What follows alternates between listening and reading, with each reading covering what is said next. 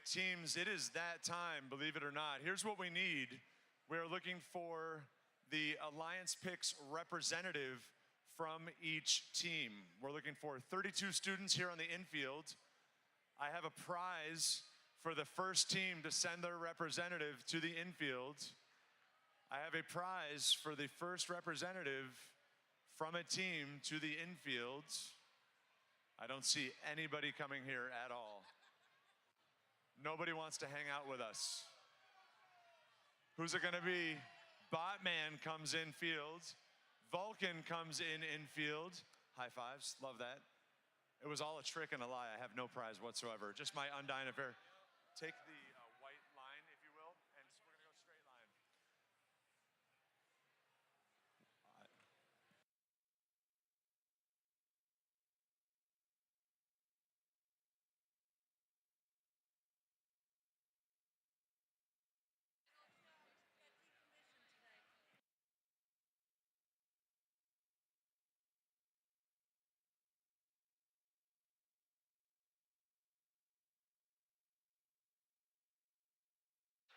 We are looking for representatives from each team, all 32 here on the infield, please. You are live, so face out.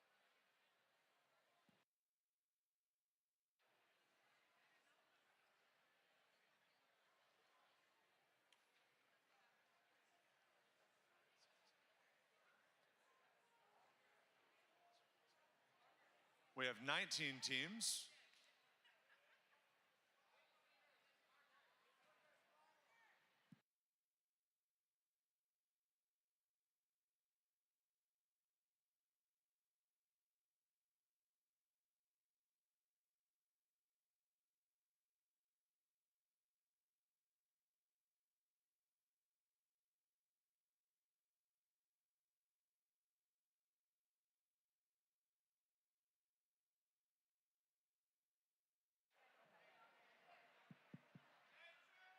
Hey. No, you're good. I just have to pass the mic around.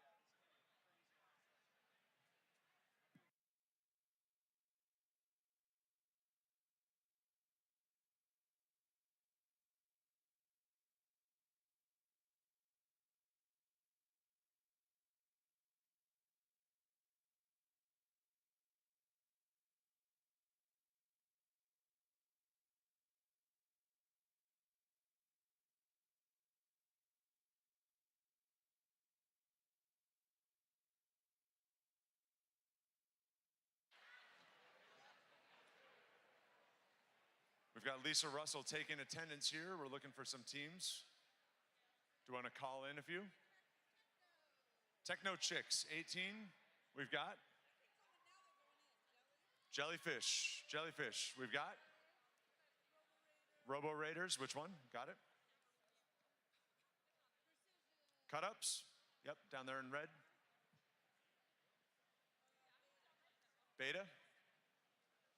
Team Beta, please. Team Beta, please. Raise your hand, Dana. Miriam.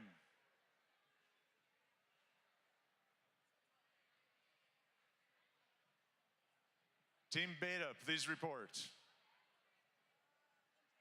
J-Bots. Throw a hand, J-Bots. J-Bots, please report.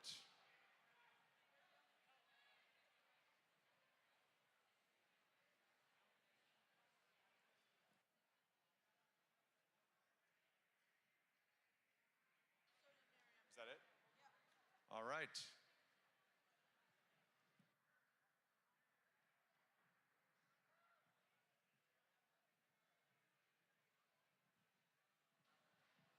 All right, friends, the stage is set for Alliance selections. We've got a couple items of business to attend to before we get there. First up, we want to take a point of privilege from all of the FTC volunteers here who are helping put on the day. We want to thank and appreciate a particular group of people that have made this a warm welcome for us. That's the custodial and buildings and grounds staff here at MVCC.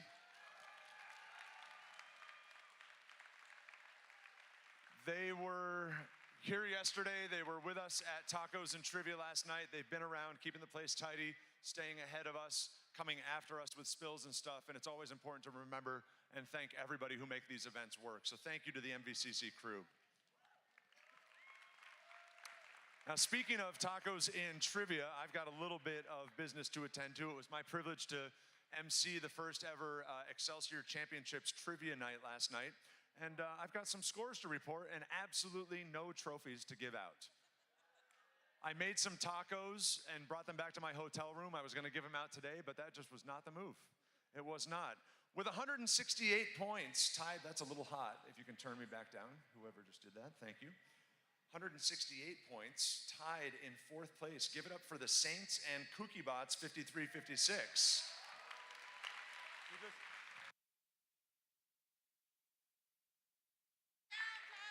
In 3rd place, tied with 172 points, it's the J-Bots and Techno Chicks. And coming in, this is the highest ranked student team. It's 176 points for the Robovines. Now, I think I have this right. 18, come here, Techno, come here.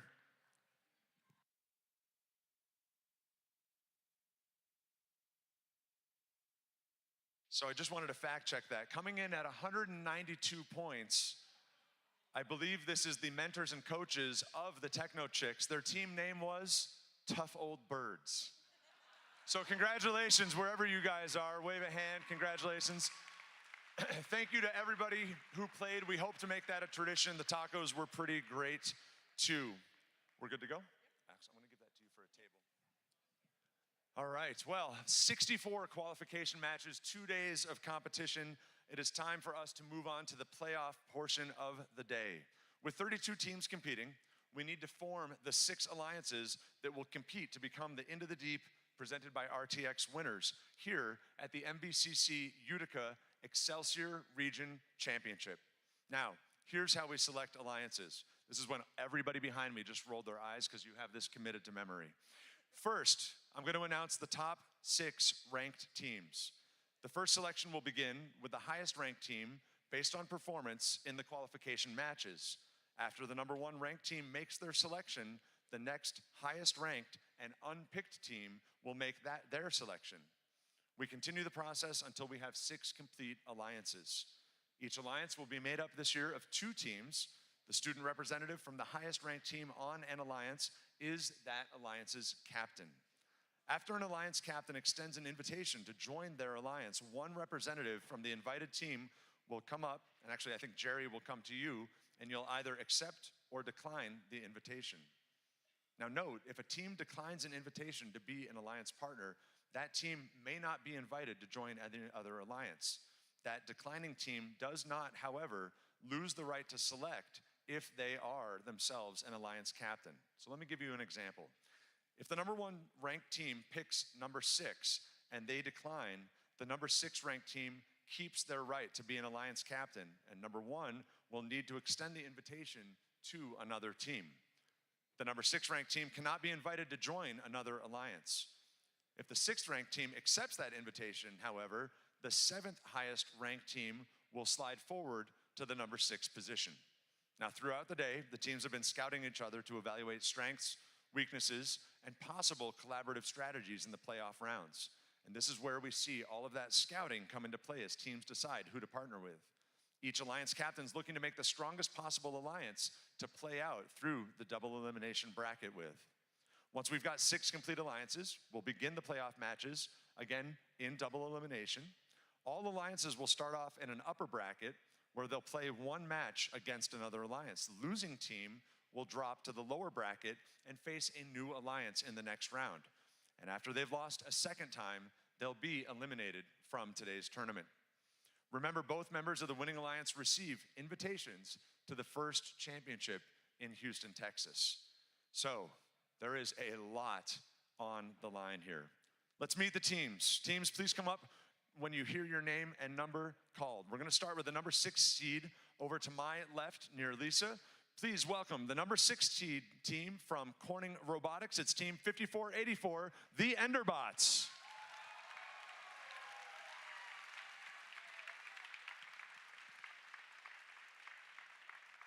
Please won't you welcome the number 5 seed team. It's team 8863, Precision Cut-Ups.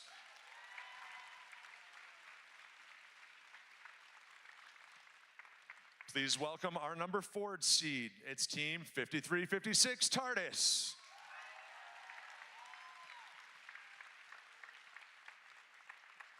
And the number 3 seed, it's team 25707, Solar Flare. Next up, it's the number 2 seed, team 8397, Beta.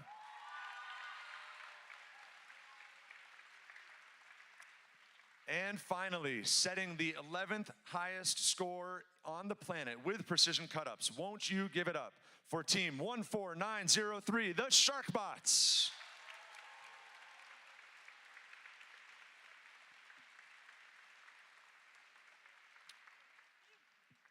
Now, our number 1 seed is going to make the first pick. Which team would you like to invite to join your alliance? Team 14903, the Sharkbots, would like to graciously invite Team 5485, GorillaBots, to their alliance.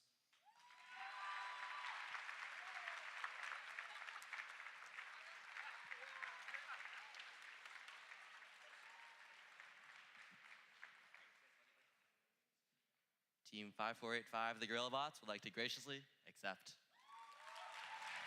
Congratulations.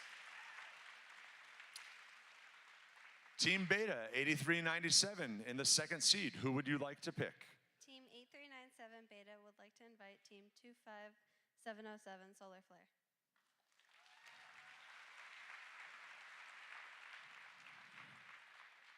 Team 25707 Solar Flare regretfully has to decline. Miriam, back to you. Team 8397 Beta would like to invite Team 8863 Precision Cut-Ups. Team 8863 graciously declines.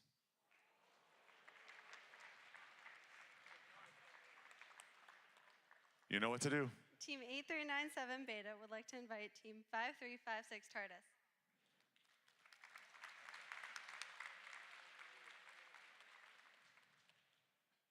Team 5356 TARDIS would like to graciously decline.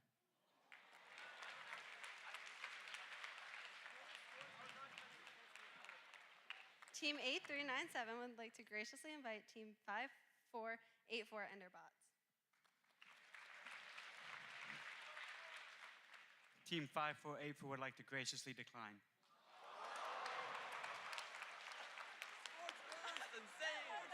No, I know this is actually Absolute this is gonna insanity. happen.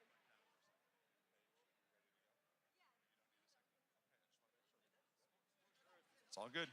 Miriam, take it away. Team 8397 would like to graciously invite Team 17222 Proto.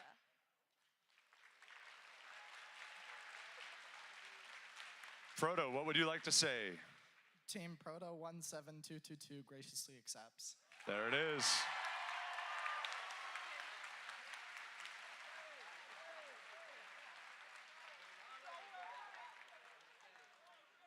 All right. Tristan, Solar Flare 25707, our 3rd alliance captain. Who would you like to pick? Team 25707 Solar Flare would like to graciously invite Team 16700 J-Bots to our alliance. J-Bots, come on down, please. J-Bots, what would you like to say? J-Bot 16700 graciously accepts. Jay! Yay!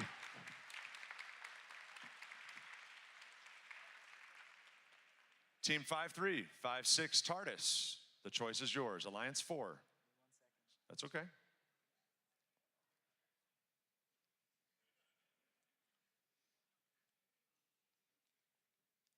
Team 5356 would like to graciously invite Vulcan Robotics, Team 20203. Vulcan? Team 20203 Vulcan Robotics graciously accepts. There it is. Thank you very much.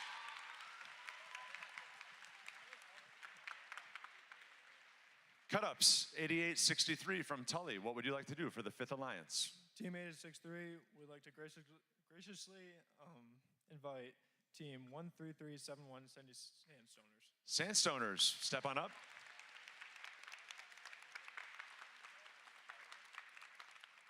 Team 13371 Sandy Sandstoners graciously accepts. There it is. And for our last alliance, Johnny Daniels, Team 5484 Enderbots, who would you like to invite to the 6th alliance? Team 5484 would like to graciously invite Team 6567 Robo Raiders. Robo Raiders, come on over. Team 6567, the Robo Raiders would like to graciously accept. There it is. Very good.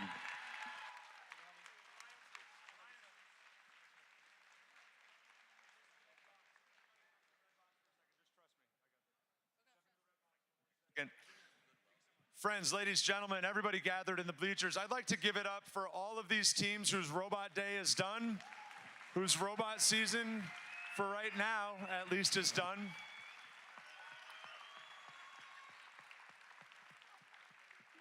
What do we know at this point? We know that the winning alliance, the captain and the pick, the winning alliance is going to punch a ticket to Houston, Texas. Recall that there are 7 advancement slots to the postseason from today's event. Anything can happen. We'll announce in just a second after Lisa Russell addresses the captains what the next play is. We'll be back with you about when we resume in just a minute. Hang tight. Thank you very much.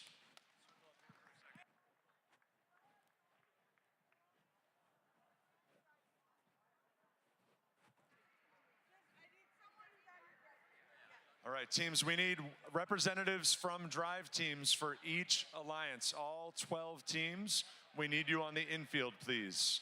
All drive teams from each of the 12 alliances, please report to the infield.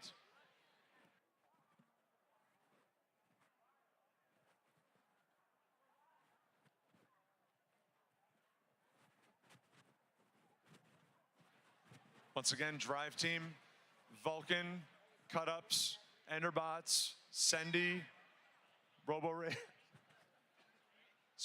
Raiders, Beta's drive team, 3 brains.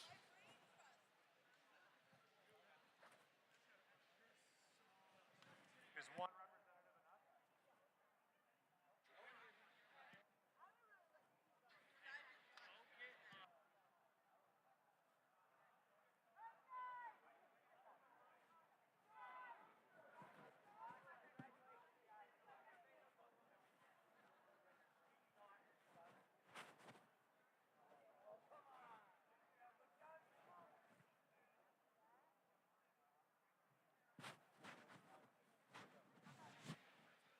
Listen up, everybody.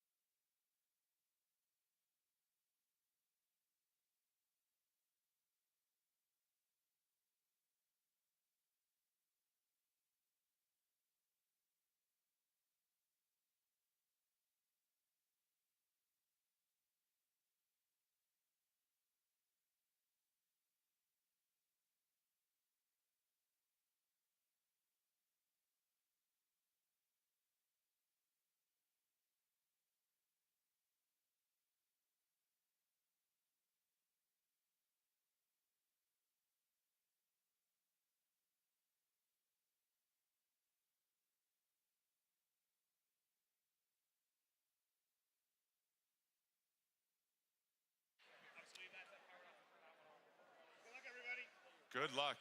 All right, in the house and on the live stream, we are going to resume or begin elimination play at 3:30. We have 15 minutes. We will be in match 1 on field number 1. That'll be the the fourth seed versus the fifth seed alliances over on your left. Match number 2 in eliminations will be on field number 2. That will be Alliance 3 versus Alliance 6. Again, we'll start that at 3:30, and we go into double eliminations. Teams need to lose twice through the brackets to be eliminated from robot play for the day. More to come. Stay tuned.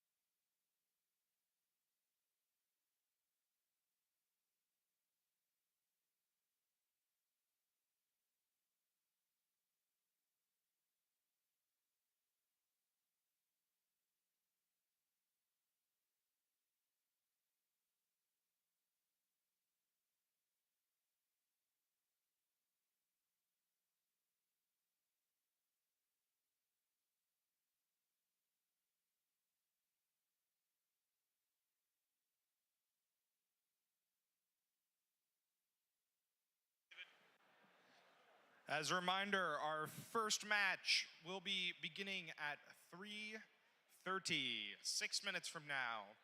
We need teams 5356 TARDIS, 20203 Vulcan Robotics, 8863 Precision Cut-Ups, and 13371 Sendy Sandstoners. Please report to Field 1 immediately.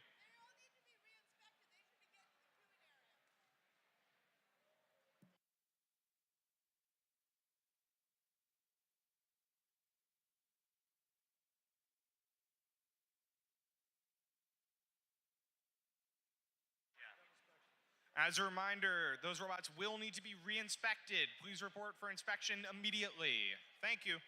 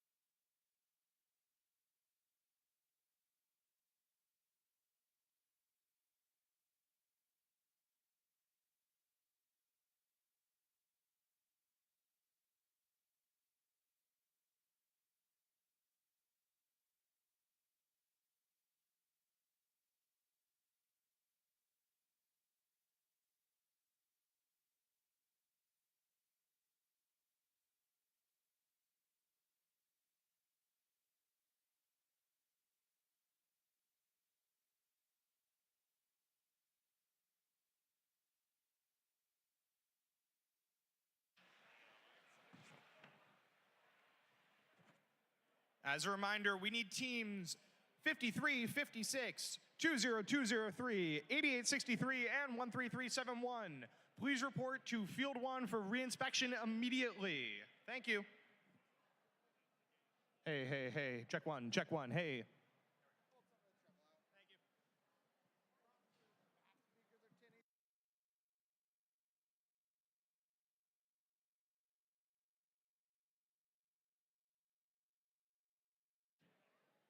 As a reminder, if anybody's looking for any of the Week of Giving information, we have information on MVCC's Week of Giving, which supports First Tech Challenge robotics programs here at MVCC. The information for that is out in the lobby.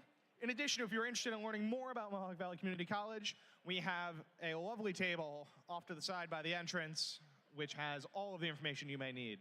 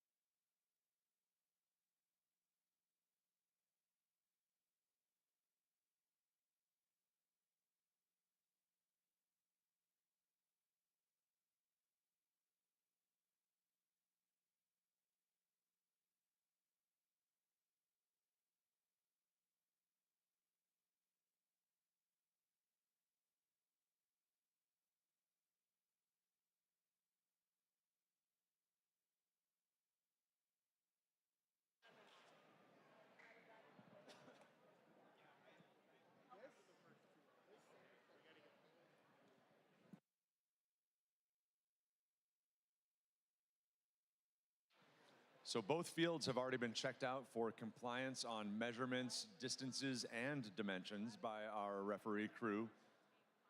The alliances for eliminations match 1 are getting a check over from Mike and Paul, our inspectors. Once they get the thumbs up, we can take those teams to the field.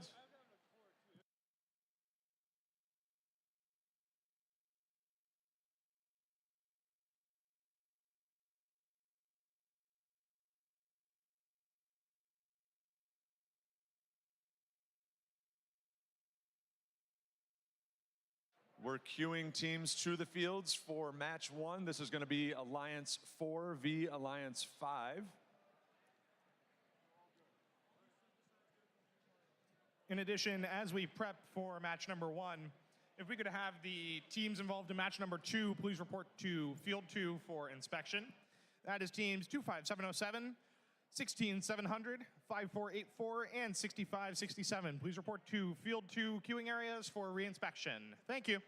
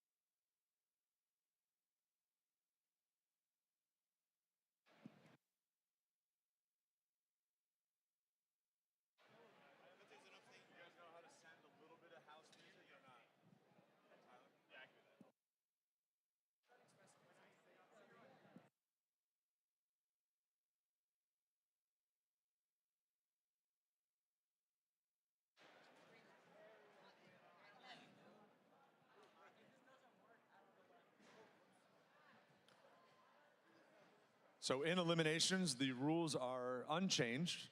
It's the same into the deep game that you know: specimens, samples, chambers, baskets, autonomous, all the rest of it, as head referee Corey comes in to mix up the lower level of the submersible. Later in the elimination tournament,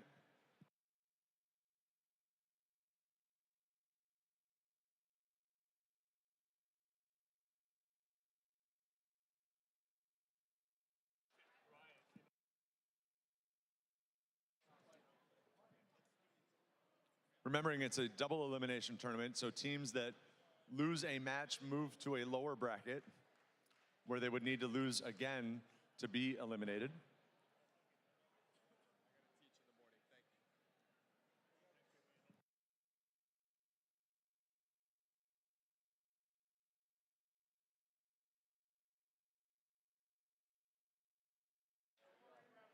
We need a scoring ref on field number 1. Let's meet the team over here in our blue Alliance box. This is Alliance 5. They are captains Precision Cut-Ups, team 8863, our number 5 overall seed, and their partners they picked off the bench, team 13371. It's the Sendy Sandstoners. Folks, your 5th Alliance. Give it up, please. Once again, our teams are making their final preparations, working with the FTAs to ensure that everything is all set, ready to go in spec. We can see Vulcan Robotics working hard to get their robot aligned and preloaded with their scoring elements.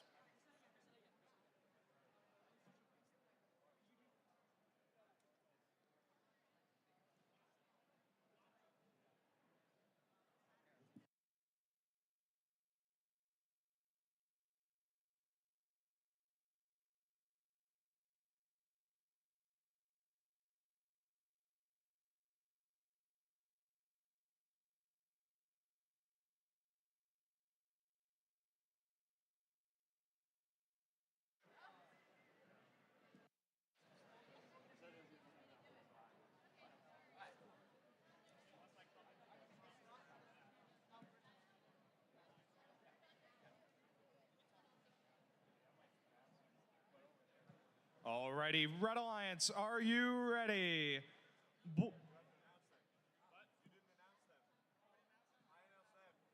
Great, never mind. I missed an announcement. My apologies.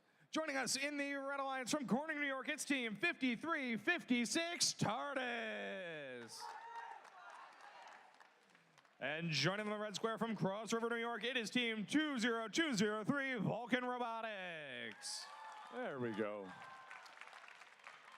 Now we're going to look for a thumbs up. Now we're ready to go. With that, Red Alliance, are you ready?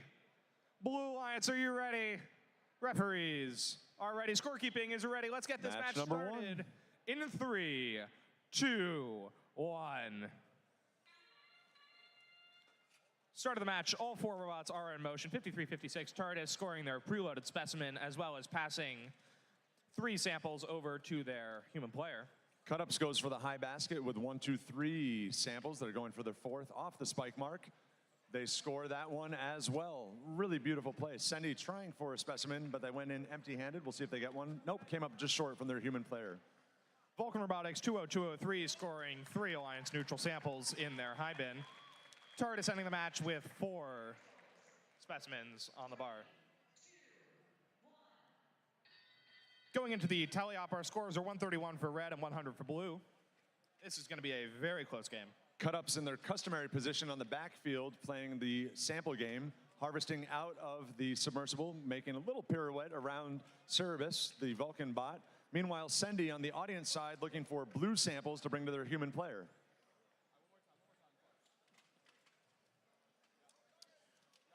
We can see Vulcan Robotics 20203 picking up another Alliance-specific sample, delivering it to their human player to convert to a specimen, and picking up a specimen from their human player. Sendy going back to the lower level of the submersible, looking for a blue sample to bring it back. Meanwhile, Precision Cut-Ups just making an absolute pile of samples in the upper basket on the blue side. 171 to 140, red leads here with about 1:10 remaining in match number 1 of eliminations. We can see Vulcan Robotics appears to be having a little bit of trouble grabbing specimens from their human player. Meanwhile, their alliance partner 5356 TARDIS absolutely flooding that top basket with samples. Sendy going for the 5th specimen on the high chamber. 205, 213. It's almost a tie game here, 45 seconds to go. This is still very much anybody's game. Sendy coming back for another hang to the high chamber off the Blue Alliance. Precision Cut-Ups going back for a blue sample for the high basket. As we enter the end game here, all 4 of these bots have shown to be very capable climbers. Let's see how we do. 20 seconds remaining, 20 seconds. Teams have this pretty dialed in. How much time do they need to get up on the submersible and hang for 20203 descoring and rescoring one of their specimens. With just 10 seconds left in the game, let's see if they'll be able to make a hang. They are parking. TARDIS is making their level 2 climb. That is 2 level 2s, a level 3, and a park. That might not be enough. We know that's 45 points for the Blue Alliance. Red may have come up short there. We're going to have to see how the ascents come and if any fouls come to play at work. That is going to be a very close match. We'll wait to see the scores from the referees in just a minute. Now, we are going to wait for the score before we go to the next match. We report the elimination scores before we proceed. So we're going to hold here for a second, let the referees do their job.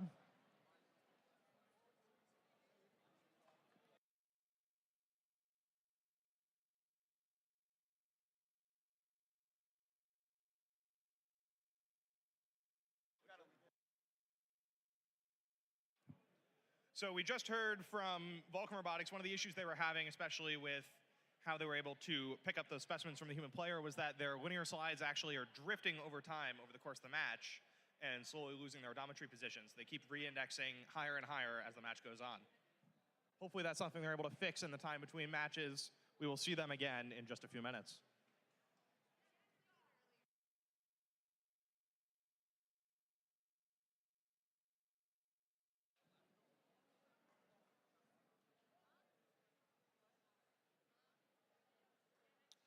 So again, you'll see this from us right through eliminations. We're going to wait for Corey, Bradley, and David to lock those scores. They're getting the signal to the kids to step off field. That means we have a score. We're ready to push it. Go ahead. This is going to be the match 1 results for eliminations. And in elimination match number 1, Blue wins with a score of 316 to Red's 281. 88-63 and 133-71. Precision Cutups and Sendy Sandstoners win playoff match number 1. That means we will see Alliance 4 next show up as the Blue Alliance in match number 6.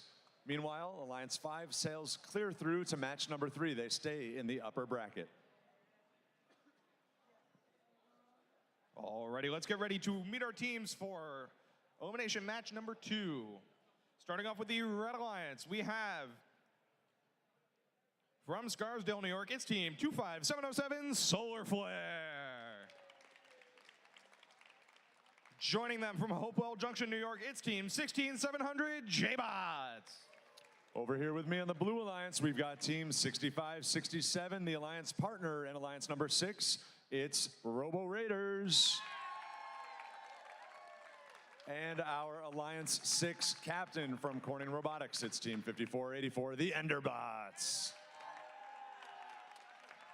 We're going to be looking for a thumbs up from the Red Alliance. We've got J-Bot, Solar Flare, Raiders, Enders. Thumbs up here, referees. We're going to keep cruising and pushing to the scorekeepers. Match number 2 in eliminations in 3, 2, 1. Got motion from all 4 bots immediately off the start. J-Bot 16700 scoring their preloaded specimen and attempting to pick up their preset samples. 25707 Solar Flare landing 3 in the high bin. How's Blue doing? Robo Raiders just a little bit off the mark on their last 2 samples off the floor. Meanwhile, Enderbots goes 3 high on the specimens. We've got now 4. Yes, they do. That's 40 points. Can they get 50 for the Blue Alliance? They do.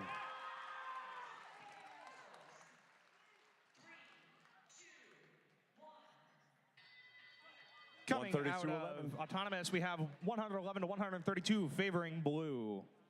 FTA to the J-Bots. FTA to the J-Bots. Oh, unfortunate disconnect there. We'll see what the Blue Bots do. In the meantime, Robo Raiders grabs another sample off the spike mark. That's free set from Autonomous, leftovers, if you will. Goes to the high basket for 8 more. Enderbots harvesting samples to their human player in the observation zone, converting those into specimens. Solar Flare mixing it up over there with the Enderbots. Totally okay for gameplay.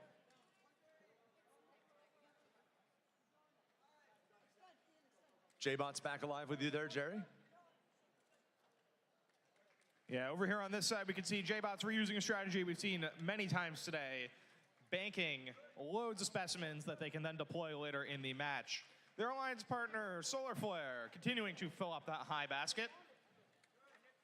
Enderbots with a little bit of a change of strategy here, looking for some more easily accessible samples. They decide to come in from another angle on the submersible. Meanwhile, their partners, Robo Raiders, making quick work of yellow samples, those neutral ones with their red basket. They take it to the high basket. Another 8 points for the Blue Alliance. We can see J-Bots continuing to snap those specimens onto that high bar. Meanwhile, their alliance partner, Solar Flare, filling up, almost running out of alliance neutral samples and switching to the alliance specific red samples. Your Red Alliance is particularly formidable over there, Jerry. That basket is filling right up to the top. 275, 188 as we go to endgame. Advantage Red. Yeah, as we enter the endgame, we can see J-Bots continuing to score into the low basket as bots get ready to hang. Enderbots over on the Blue Alliance hooking their last specimen of the match. With just a few seconds left, let's see these bots get ready to hang. 8 high specimens for the Enderbots on the Blue Alliance. Can they get 9? Oh, we're going for a hang instead. Solar Flare's up. Enderbots is touching. Wow. That is a level 2 hang for Solar Flare, a parked J-Bots bot. How are we looking over on the Blue Alliance? Did okay. We got a park from the Robo Raiders in time. A level 1 only for the Enderbots, 54-84. I'm not sure if that's going to be enough to set them ahead. We're going to wait for that score before we look for match number 3 on field number 1.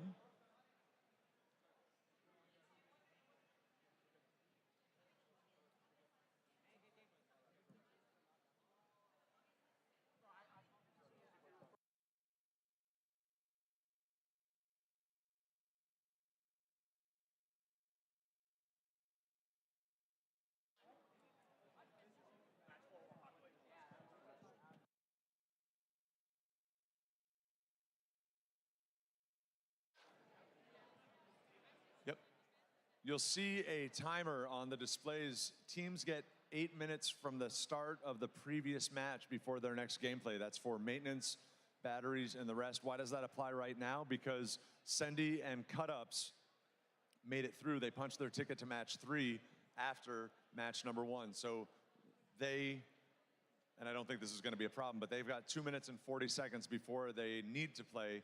We still need to bring you the score for match number 2. So I don't think that's going to be any problem at all.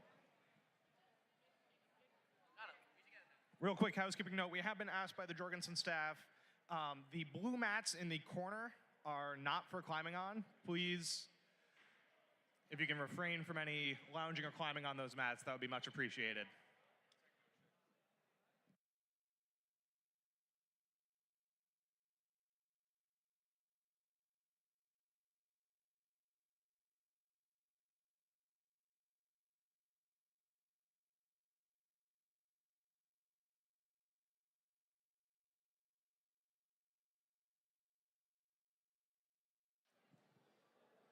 So lots of discussion here from the referees coming off of match number 2. We're going to let them take whatever time they need.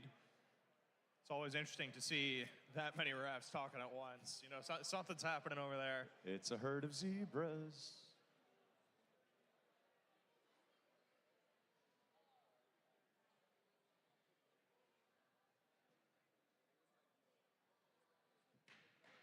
So see head referee Bradley talking to the Red Alliance over there. That could be about a foul. We're sure to find out. I do hear that we have scores for There it this is. match, so let's direct our attention to the boards for those. And an elimination match number 2. Red wins with a score of 329 to Blues 268. 20 of Blues points coming from fouls on behalf of Red. We will see the Blue Alliance again in playoff match number 5, remaining the Blue Alliance, while the Red Alliance moves to playoff match number 4.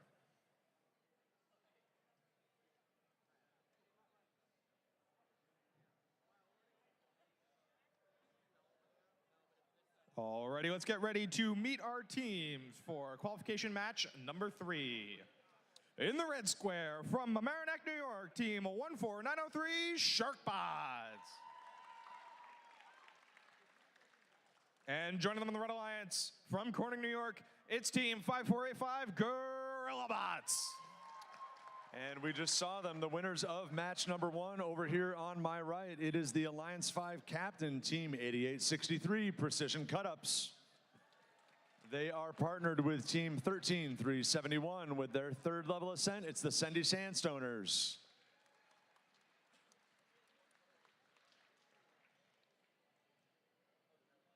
Teams are making their final preparations here.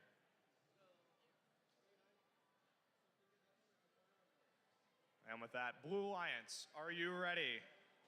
Sendy? Red Alliance, are you ready? Sharks? I like Gorilla Sharks. Alrighty. Referees are ready. Scorekeeping's ready. Sharkilla. Let's get match number 3 underway in 3, 2, 1. Precision Cut-Ups comes right towards the upper basket, looking for a second sample off the ground. Another score, 16 points to Blue. Will they get their 3rd? They're well on their way. How are things on Red? Over here on the Red Alliance, the speed is truly impressive. We can see Sharkbots 14903 continuing their very fast cycle. Already 3 specimens on the board. Meanwhile, their Alliance partner GorillaBots team 5485 has racked up, it looks like 4 samples in that high bin as we enter the teleop period.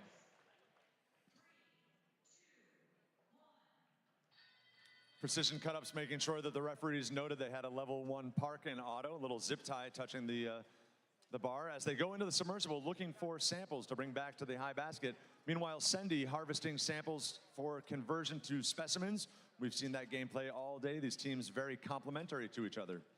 We can see over here on the Red Alliance, Sharkbots working diligently to pick up the remainder of those Alliance neutral yellow samples and fill up that top bin. Meanwhile, their Alliance partner GorillaBots continuing to feed their human player.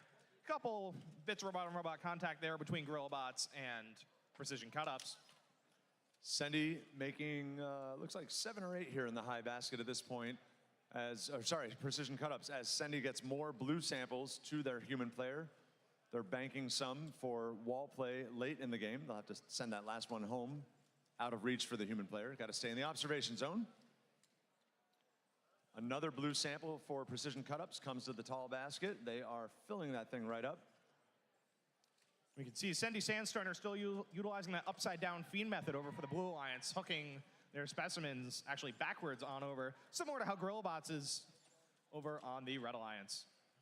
Cut-ups put one in the high basket, but it fell into the lower. Still scores. They'll take it. 40 seconds, 225 blue, 278 red. Red out to about a 50-point lead here. As we enter the end game here, I'd be curious to see if we actually end up running out of samples by the end of this match. They are flying through them out here. Now we know Sendy can send it to the third ascent. Precision cut-ups knocks them a little bit off their base. Cut-ups comes back for one more sample. Sendy is on its way up. Oh, we can see GorillaBots having accidentally intook one of their specimens. Not to worry though, they had that fixed as they go to Cut-ups is up, Sendy is up. They're both swinging hap. That is level 2 hangs across the board with Sendy's very reliable level 3 hang there. Teams can release their bots. Beautiful work from those teams.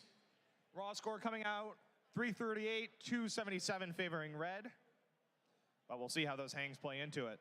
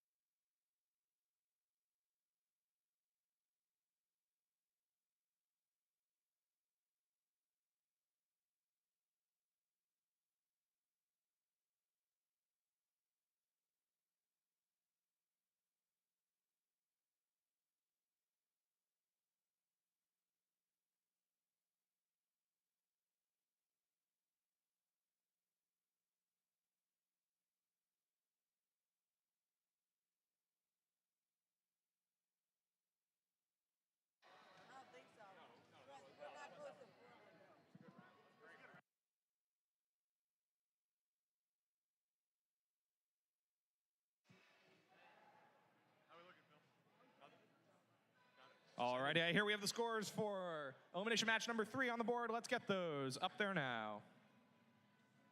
And in match number 3, Red wins with a score of 376 to Blues 322. We love to see a clean game in eliminations. No fouls. We want to keep that play. Alliance 1 will move straight through to match number 7, whereas Alliance 5, with that loss, will be in match 5 as the Red Alliance. Teams do need to lose twice to be eliminated from match play this afternoon.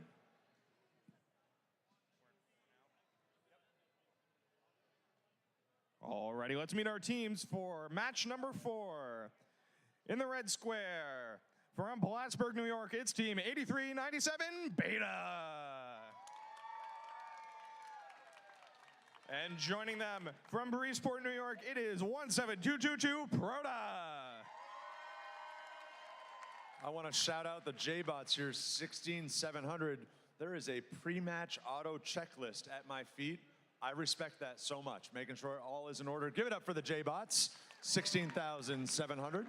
And their Alliance captain, it's 25707 Solar Flare.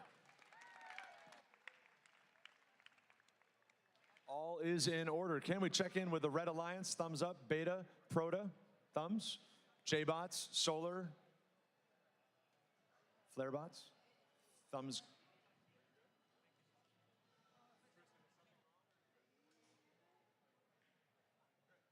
Very good. Referees, solid. Scorekeepers, we're good. Jerry, why don't we take it away? Alrighty, let's get this match started in 3, 2, 1. Start of the match, all 4 bots in motion. 17222 Proto immediately scoring their pre-stored specimen, while their alliance partner 8397 Beta scores their preload in the high goal. I love this 4 pivot from J-Bot. It's actually a 3 pivot. They just park it and grab all 3 spike mark samples in auto. Beautifully done. Solar Flare going up for another basket score. Nope. They're going to maybe park it on the sub. J-Bot's looking for their 4th. We can see some pretty aggressive attachment there over on Proto's bot as they get those samples and specimens stored in the Ascent module. 144, 108. Blue leads as we head into about 150 remaining in the game. We can see 8397 Beta almost tipping over as they continue to score into that high goal. Meanwhile, their alliance partner, Proto, sets up some more specimens. J-Bot's grabbing blue samples out of the bottom of the submersible, racking, stacking, banking those on the wall as Solar Flare goes to work, goes to town up on that high basket. Blue and yellow samples flying high on the Blue Alliance. FTA for Beta.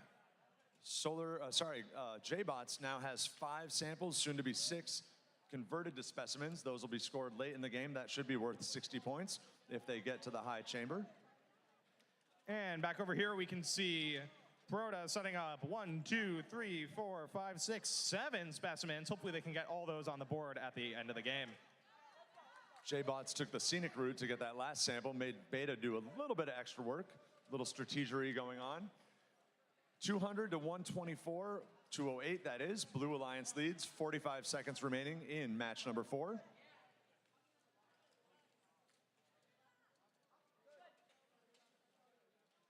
.238 to 152. J-Bot's doing cycles now. Specimens to chamber. They've got 3 more. Endgame starts now. And as the endgame whistle comes on in, let's see if these alliances are able to get all of those specimens they set up onto the board before hang time. A little bit of robot-to-robot contact there between Solar Flare and Proto. J-Bot's drivers calling for 1 more sample to score to the high basket. Solar Flare looks staged to ascend. The tension is palpable as we hang. We're going to leave that one up to the refs. It's hard to tell on Proto if they made it up or not. I think that's going to be a 1 and a 2 on the red side. They're calling Proto down on 1. Solar Flare did get up. What an outstanding match. Match number 4. We will wait for that score to come in from the referees.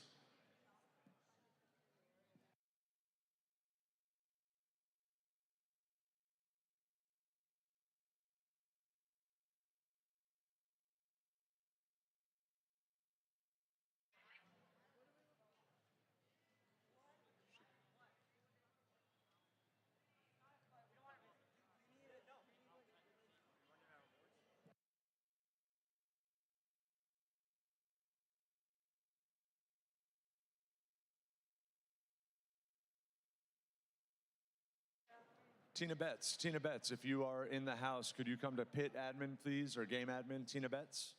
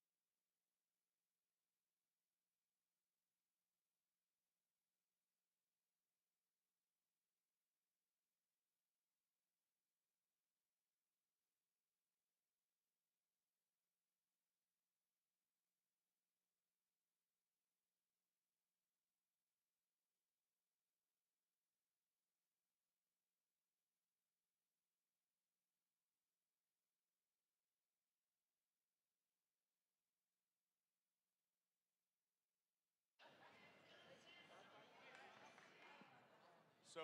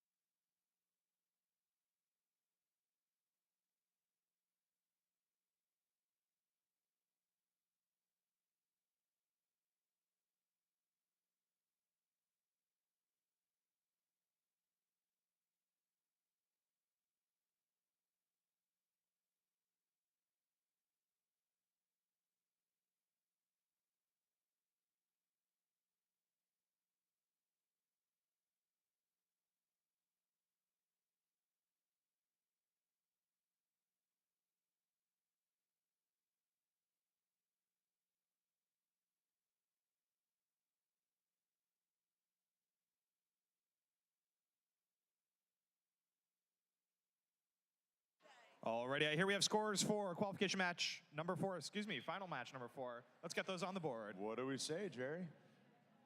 Survey says Blue wins with a score of 333 to Reds 261. The Blue Lions 25707 and 16700 will be advancing to playoff match number 7.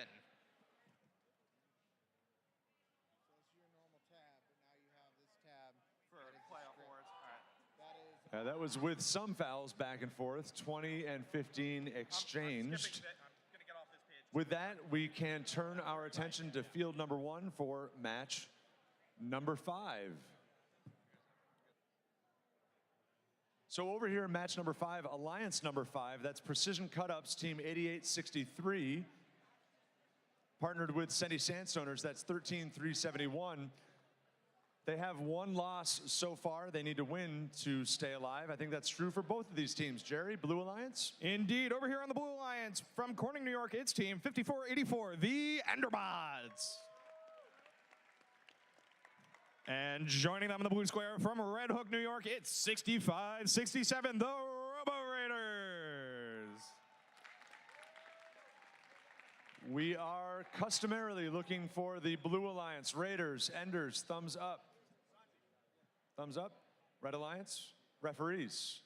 Jay and Phil, or Phil on score. We got it. Jerry, over to you, my friend. Alrighty, and with that, let's get this match underway in 3, 2, 1. All 4 bots in motion immediately. 5484, the Enderbots attempting to score that first specimen, unfortunately dropping it and a couple zip ties in the process. Not to worry, though. Their alliance partner, the Robo Raiders, has scored 1 in the high basket. How's Blue doing? Precision Cut-Ups, as they have been all day, effective 4 for 4 on their samples. They go to the submersible. Can they harvest here in Autonomous? Get +1 more. They've got 1 on board. Can they convert? They do.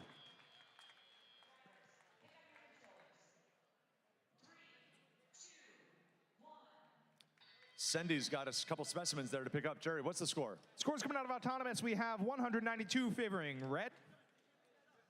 We have J-Bots with 3 specimens on the board.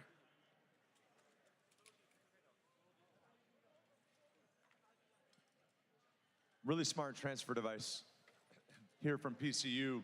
They come through their white 3D printed active intake and into a red cage that's on their arm. The cage has a little servo activated gate that secures the sample on its way up to the high basket. Been effective for them all day long. Super fast spot. Yeah, we can see over here the Enderbots 5484 jumping around a little bit as they catch a corner there. Seem to have knocked Precision Cut-Ups hook up in the air. Hopefully that's not going to be a problem for them as time goes on. Yeah, I do see they're sprung up with 1 candy cane. They do have an automated color sensor in that intake. They rejected a blue one. Not sure if you caught that real quick. Smart mechanical design to keep them out of foul trouble. This basket gets pushed more and more full. Sendy working specimens off the wall to the high chamber. 10 points for the Red Alliance.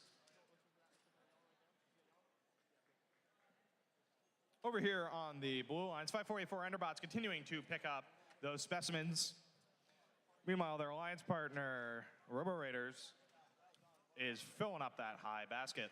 PCU goes back to the sub one more time as Sendy sweeps in for 10 more points on the submersible. PCU's got one of their hooks up. We'll see if they can score maybe once more, maybe twice if they're going to risk it. I think we're going to see a hang attempt here in a minute. No, they're going to go for one more. Those last minute scores do make all the difference. Enderbots unfortunately descoring one of their specimens. Let's see if they'll be able to hang or park any for the Blue Alliance. PCU a little frazzled here. They've got a blue in their intake. They're trying to get hung. Sendy goes up. Controllers down.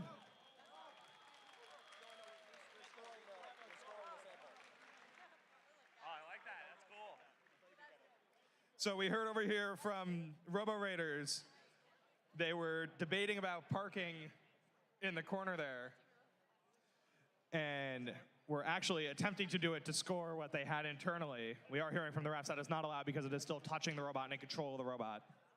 So that is 2 hangs from the Red Alliance and 1 park for the Blue Alliance. And notably, but I think it was a trade-off for PCU. They decided to hang with that blue sample inside. I think they'll incur a minor foul on that, but they still go plus 10. It's 15 minus 5. They come out ahead. Yeah.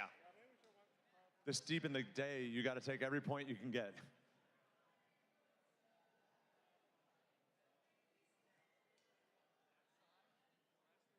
We'll be right back with scores in just a couple minutes.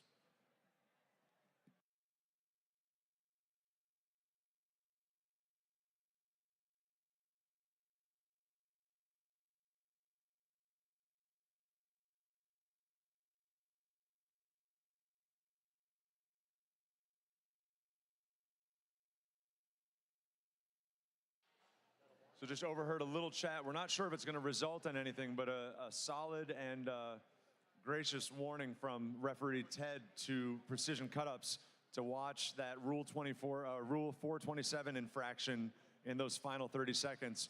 It's an oddly specific rule. The teams know it pretty well about reaching across and making contact with robots in the opposing alliance's ascent zone. We're not going to go into the specifics of it here, but teams need to remember as frantically, as aggressively as they're playing here to get points on the board, they want to stay out of foul trouble because that could send the game one way or the other and send you home.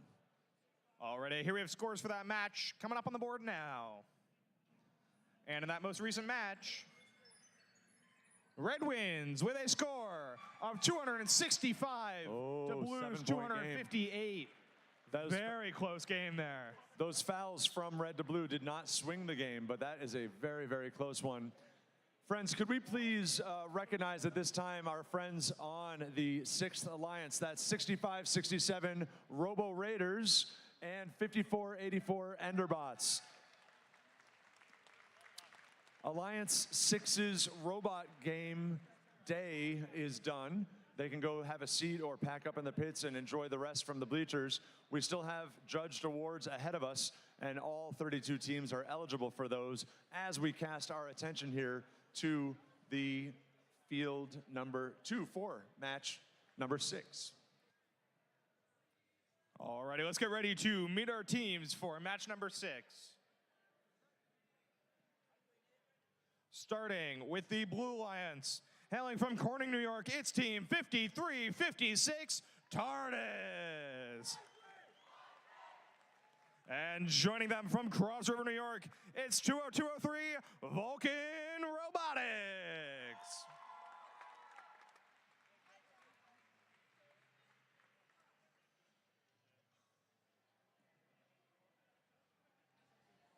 We've got Team Proto. It's 17222 from Breezeport Twin Tiers Christian Academy. Those sneaky, sneaky Proto kids. It's a thing. And from the hinterlands, I think they're pretty much at the North Pole, from what I hear. Miriam, you're way up there, right? Snow, moose, pine trees. There it is, 8397 Beta. Give it up for them. They are our second Alliance captain.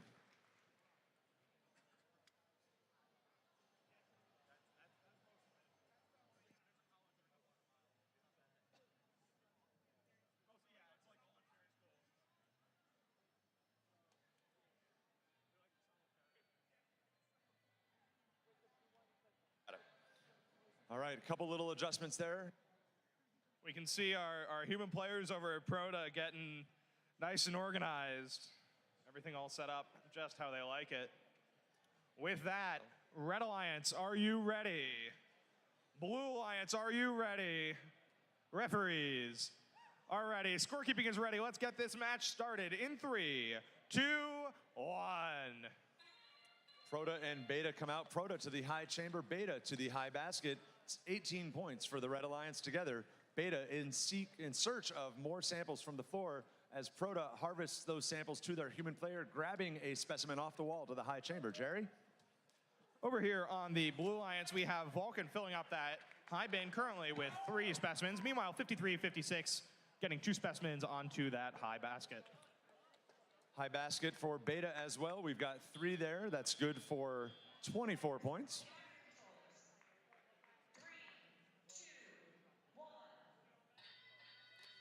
Start of the teleop period, we have motion on 3 out of 4 bots. Let's get an FTA over to Pro. Oh, no, there we go. Proto alive, looking to sweep a sample to their human player so they can make it. Beta having a connection issue. FTA Alex coming over as their human player furiously resets their driver control hub.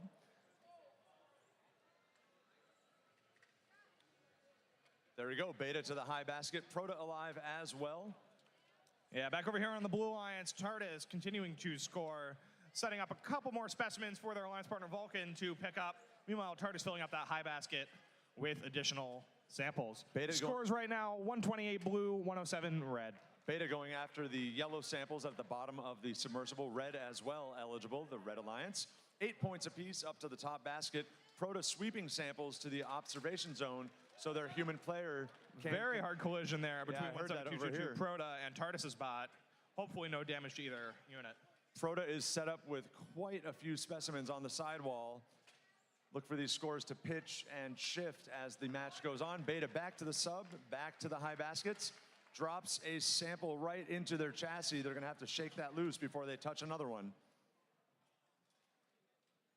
Proto to the high chamber, sweeping the chamber so they can get clear scoring. Beta got it, nicely done. Remember, these teams are fighting to stay alive. The team that loses will be eliminated from robot play as Vulcan makes a hard Entering the contact end game on here, sub. very close scores between all of those teams. We can see TARDIS continuing to fill up that high basket. Meanwhile, their alliance partner Vulcan picking up the last of those specimens. Beta lifts high on their Viper slides, goes to the high basket. Proto on its way up the sub. Beta says we can do that too. Proto goes for a level 2 hang. Beta looks like they're up. 242, 217 as the clock hits 0.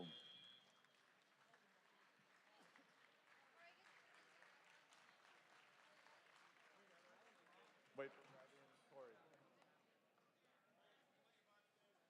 All right, we're gonna wait for the refs to decide where we're at with all those bots. There's currently a debate over, you can see a fixed but not latched element over on the Blue Alliance. There's a debate as to whether or not that is going to count or not. It was placed as the buzzer came on. We will see. We're going to give the referees all the time they need to get a full accounting of that score from match number 6. Teams are set and staging on field number 1. We are in no hurry. We want to make sure we get all of the points worked out.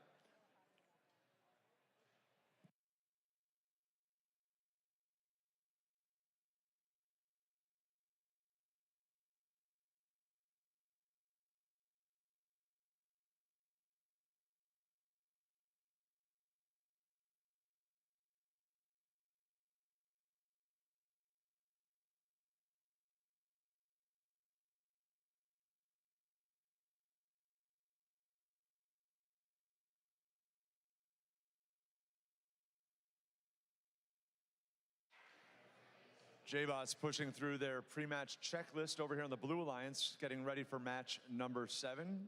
Solar Flare already on the field and I think preloaded with their yellow sample.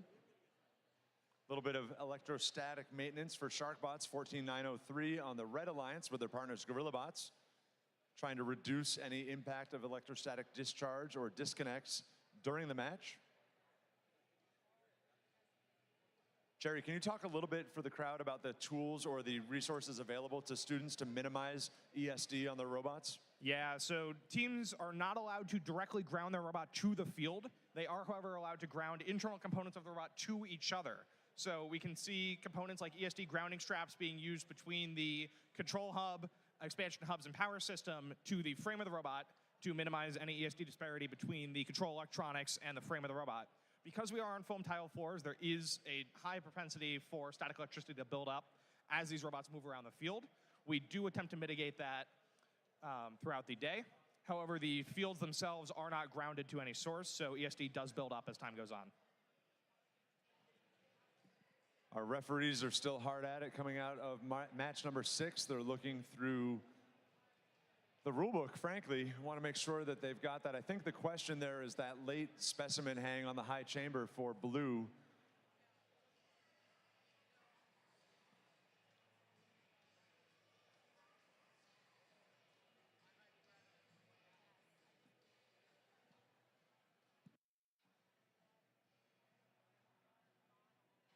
Uh-oh, they called mom.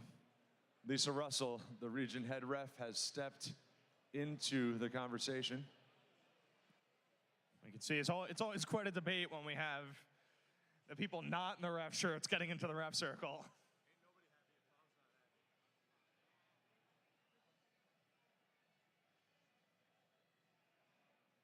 And you will see, even though our match expected start timer is at 0, we do need to wait for the scores from the previous match to come out before we are able to begin our next match here in Utica.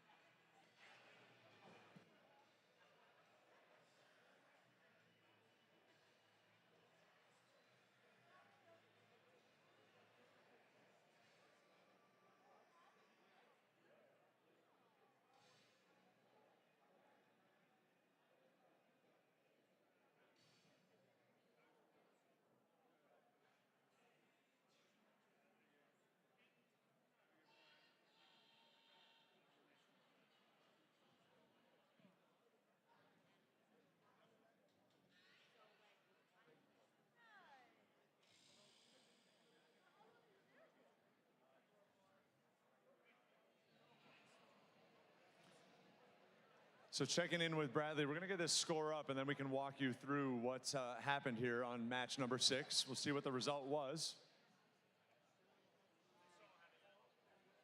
All right, we're going to get that score up on the board for you right now.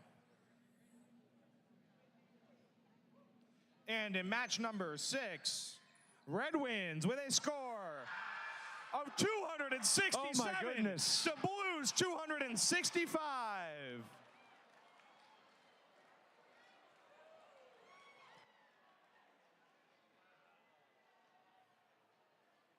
That does knock Tardis So yeah, and Vulcan out of steps our into the question box. So what's happened, and I was listening to the conversation head referee Bradley had with Vulcan. On the original accounting, we know why there's one major, and it's because Vulcan was still in contact with the, I'll go over on the field, this specimen that did not score right here. They were still in contact with it as the buzzer passed 0, right? There's a 3-second buzzer. They were still in touch with it, which is the act of scoring, which gives you a major foul. Additionally, it didn't score itself, so they don't get those 10 points. It's like we could just take it off. In case you're counting along at home, I'll leave that there. We know why one of those fouls is there. Head referee Lisa said she was going to check in with the refs about why the second major is there.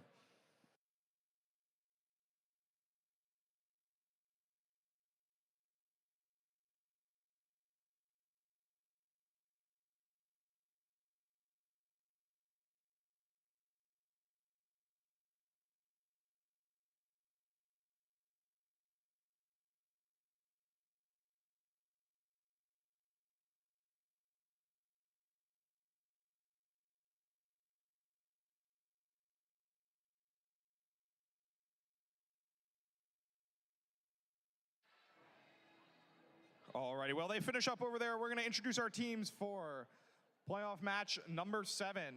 Starting off with the Red Alliance, hailing from Mamaroneck, New York, it is team 14903 Sharkbots.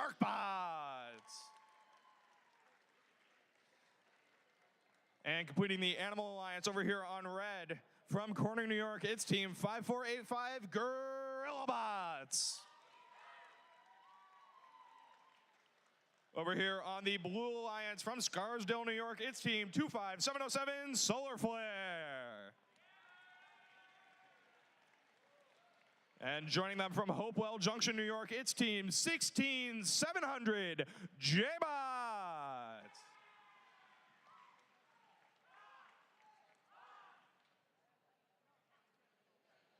Teams are finalizing their autonomous plans here. We'll be right back with you shortly.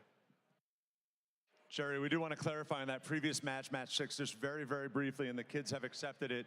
There was a 5-point minor possession foul in that game as well. That's where the 20 came from. Obviously a concern because it pitched the balance of the outcome, but we are ready to set our sights over here on field number 1. Understood.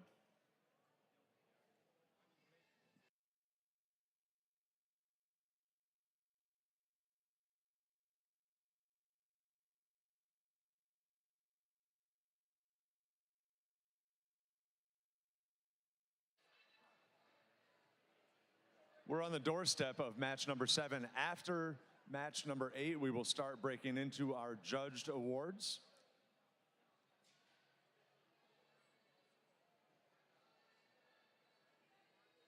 This season, we're doing about 2 or 3 judged awards between elimination matches 8 and 9 and 9 and 10, since there's already an 8-minute wait in there for sake of trying to get all of the parents in the bleachers home just a little bit sooner. I just heard a mom say, "Woo, I'm right there. It's gonna be a lot of coffee to get me home tonight." Not much, excuse me. As much as we all love robots, I also love my nice warm bed at home. That was a referee who was wooing. We got thumbs up from the Red Alliance. Jerry, all right, how we Blue looking on Alliance, blue? we good to go? Referees? Red's good to go. Refs are good. Scorekeepers. All right, this is Scorekeeper going to be is all match number 7 in 3, 2, 1. Immediately, we have motion from all 4 robots. 16700 J-Bots scoring their preloaded specimen. Meanwhile, their alliance partner, Solar Flare, loading up 3 samples into that high basket. How's Red doing? Sharkbots coming in now for their 3rd specimen to the high chamber with 2 more loaded and ready. GorillaBots 4 for 4 off the floor. Can they pick randomly? They can with their vision system. 5 to the basket. They score it. Excellent work. J-Bots currently sitting at 3 specimens on the board with 5 over for the Red Alliance. I'll tell you right now, Jerry, if Red Alliance can keep this up, this could be a very special game. Match 7 at the Excelsior Championship, 183 to 159. Coming back to the Blue Alliance over here, we can see 25707 Solar Flare continuing to fill up that high basket.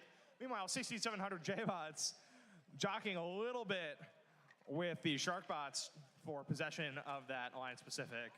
Sharks coming back and forth with their yellow neutral specimen samples, that is, up to the high basket. GorillaBots making some pretty heavy contact there with Solar Flare on the backfield. We can see 6700 J-Bots actually dropped one of their specimens earlier on in the game. We're able to recover it just by sliding it back into that human player area, excuse me. We know that all 4 of these robots have a capable and consistent level 2 ascent, so that could be good for 30 and 30 on either side. 250 to 207, 1 minute remaining. I think a lot of this game is going to come down to endgame strategy, trying to figure out whether or not the teams go for their hangs early or whether they try to get those last couple points in and risk not being able to hang in time. Sharkbots racking and stacking at the high basket. Solar Flare visiting my side of the field. Looks like they're playing some defense there, Jerry. J-Bots locking another specimen onto the board. Meanwhile, their alliance partner, Solar Flare, continues to play defense at this point in time. With some contact with GorillaBots there. They're harassing the GorillaBots and Sharkbots with some effectiveness. They've got to make way for scoring. We're here in endgame 300 to 237. There's quite a bit of blocking happening over here between 25707 and GorillaBots. We'll see how the Refs end up scoring that. Meanwhile, J-Bots continues to rack up points over on the Blue Alliance. 54-85, swinging in for a level 2 ascent off the floor to the third rung. Sharks as well. Up they go. Yes. That is 3 hangs and a park. That won't be a new Excelsior record. I don't think that gets us north of 400, but that could be a solid 360, 370 or so. We'll see as fouls are coming more into play in the afternoon if that pitches the game one way or the other. Jerry, I want to make one note off of match number 6 that we just left with those 20 points of fouls. With the close of that match, that sends Team TARDIS and Vulcan home for the day. Could we please give it up for our number 4 alliance partners and captain? Thank you very much. We missed that in the score report.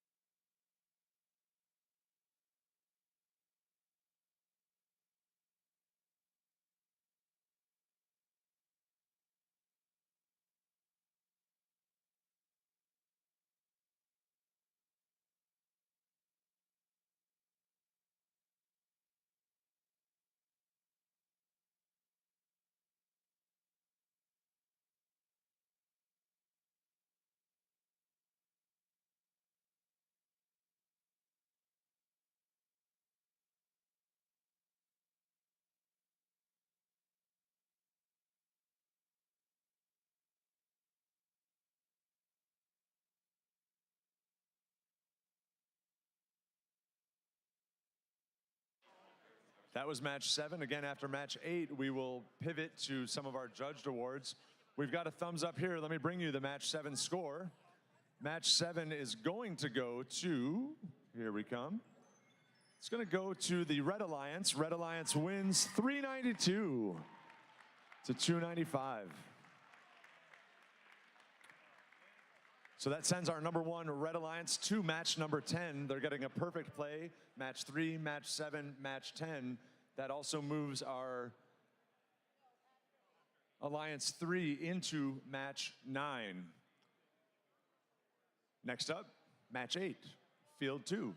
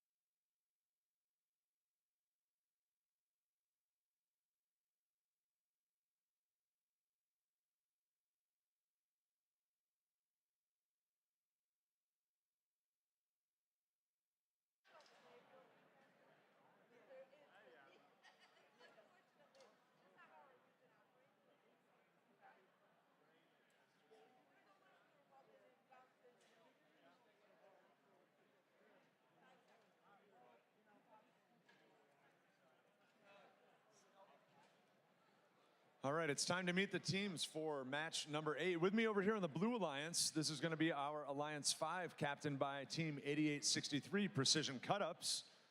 They are, yes, they are partnered with Team 13371 with their third level ascent. It's the Sendy Sandstoners. Over here on the Red Alliance from Plattsburgh, New York, it's Team 8397 Beta.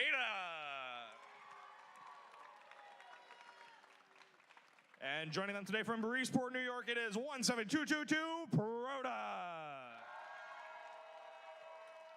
Winner of this match advances to match number 9 to face, we can pull that up in a second. At any rate, the other ones, they'll be done with their robot game for the day. We're going to be looking for thumbs up from Beta and Proda as you guys are getting organized. There we go. Blue knows what to do. Blue Alliance referees. Beautiful. Scorekeeping is ready. Let's get this match started in 3, 2, 1. Start of the match. All 4 bots in motion. 17222 Proda scoring their preset specimen. Meanwhile, their alliance partner 8397 Beta scoring in the high goal. How's Blue looking? We're looking pretty typical. We've got precision cut-ups up at the high basket, 3 for 4 so far. They're going back to the submersible for 1 more. Missed one off the floor. Sendy, meanwhile, sticks their second specimen home on the high chamber. Looks like, yes, we've got a blue sample, there we go, from Precision Cut-Ups, 47-36. Call it 57-67-44 as we... That is 3 and 3 for specimens there. This is going to be a very close match. Coming out of auto, we are at 113 to 133 favoring blue. Bots with very similar capabilities here in match number 9. Sendy sweeps more samples home to their human player. They're going to convert those to specimens as Precision Cut-Ups does their basket play out of the bottom of the submersible. Coming back over to the Red Alliance, we can see Proda continuing to feed their human player to create those specimens. Meanwhile, 8397 Beta harvesting from the center to fill up that high goal. 13371 grabs another blue specimen, takes it to the human player. Going back to the sub for yet one more. We've got a couple banked here on the side while PCU grabs a red sample, says no thank you, doesn't like the taste of that. Yellow, much preferred, up to the high basket. 8 more points for the Blue Alliance. 4 samples, specimens that is, on the high chamber for the Blue Alliance. 13371 makes that 5. That'll be contributing 50 points to their alliance overall. Looking for number 6. Looking back over here on the Red Alliance, 17222 has several specimens queued up and ready to go, starting to deploy those. Meanwhile, their alliance partner Beta continuing to slowly but surely fill up that top goal. 221, 147, 45 seconds left to play in match number 9 of eliminations here at Utica. Precision Cut-Ups back to the high basket, racked and stacked, full and packed in the upper basket. Sendy's trying to rescue a wayward specimen. Can they get it? Oh, just gingerly on the high chamber to make sure they don't de-score that. We can see over back on the Red Alliance entering endgame, 17222 Proda trying to get those last couple specimens on the board. Meanwhile, their alliance partner 8397 Beta kind of finalizing that basket as we get ready to hang. 13 seconds remaining. Sendy is up. Will they go for the level 3? PCU, their candy canes are up. We've got 4 in the air, Jerry. Sendy's in, yeah, that's 4 in the air. Sendy's in a good position, 4-3. Unfortunately, just out of time for that. And I'm going to say Proda by just a skitch there off the ground. Got okays from Corey all the way around. Really well played. Yeah, that looks good. We'll leave it up to the referees to decide. But that is going to be a real close match there.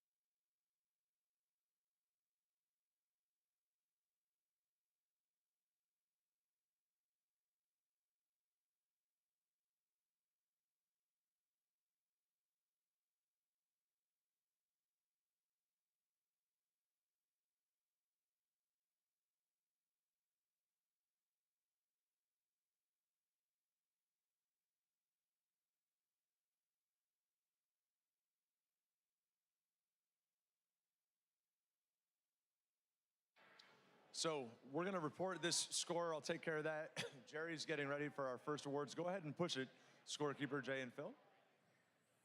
Match number 9, and who stays alive and who is done for the day with a robot game. Match number 9 goes to the Blue Alliance. 309 to 251. They exchanged fouls. Friends, can we please give it up for Alliance 2, Captain Beta, 8397, and for Team Proto, 17222. They are done for the day. And we're going to turn it over to Jerry here for our first round of awards. We do need the room clear here in front of the awards table. Yeah, if we could clear out in front of this line here, we're going to get some awards going. But if everyone wants to come join us up in the stands, we're going to get our first round of judged awards out of the way between field resets. As we get ready to play our first playoff match, we want to celebrate our team's impressive achievements with some well-deserved awards. As you've experienced, FIRST is more than an organization. FIRST is a movement, a community of global citizens, made up of our amazing participants, volunteers, and supporters. As we wrap up the outstanding day we've had, let's thank some of the people who made today's event happen.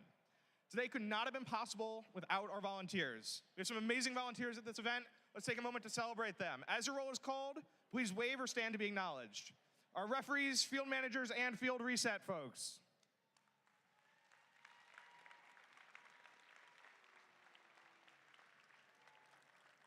Our queuing team.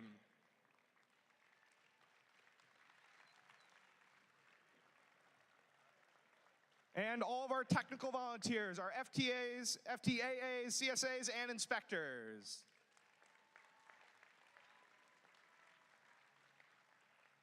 Thank you for your expertise, dedication, and hard work today. And another big round of applause for our generous sponsors, our 2024-25 First Dive Season sponsor Qualcomm, and our First Tech Challenge 24-25 Into the Deep sponsor RTX. Thank you.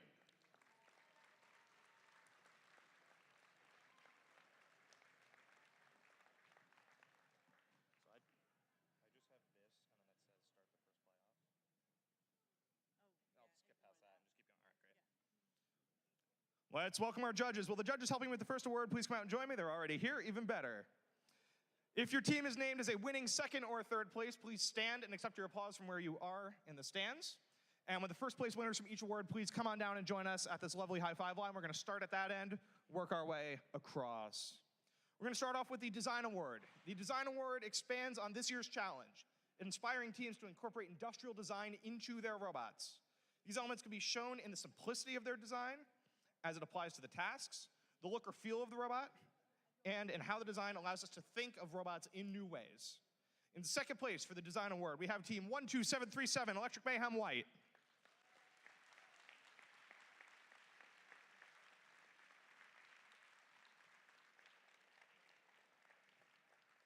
Here's what the judges had to say about the winner of this award. This team prioritized form, function, and aesthetics. Their design process celebrated multiple cantilevers that organized the field elements.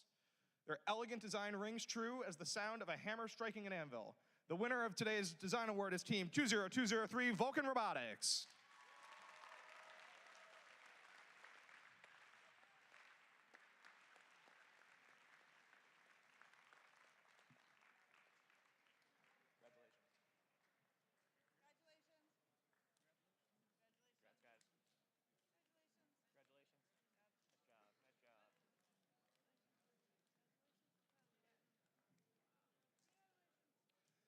Next, we have the Motivate Award. The team that receives the Motivate Award celebrates the culture of FIRST and clearly shows what it means to be a team. This award celebrates the team that represents the essence of FIRST Tech Challenge competition through team bonding, team spirit, and displayed enthusiasm. This is a team who makes a collective effort to make FIRST known throughout their school and community and sparks others to embrace the culture of FIRST. In second place for the Motivate Award, we have Team 17222, Proda.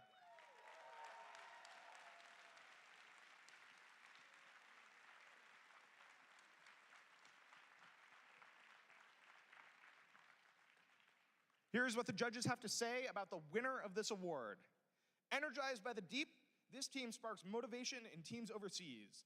Their green initiative even included recycling parts. Today's winner is 12736 Electro Mayhem Green.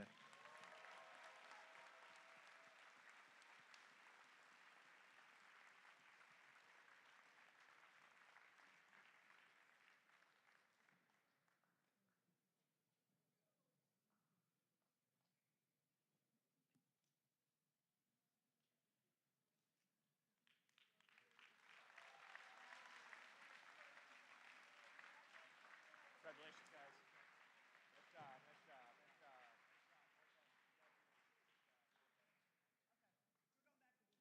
Alrighty, and now we'd love to have you turn your attention to the teams at the field as we play our next playoff match.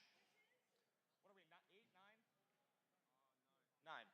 All right, we're going to be starting match 9 on field 1. That is teams 25707 Solar Flare, 16700 J-Bots, 8863 Precision Cut-Ups, and 13371 Sendy Sandstoners. Please join us down at field 1.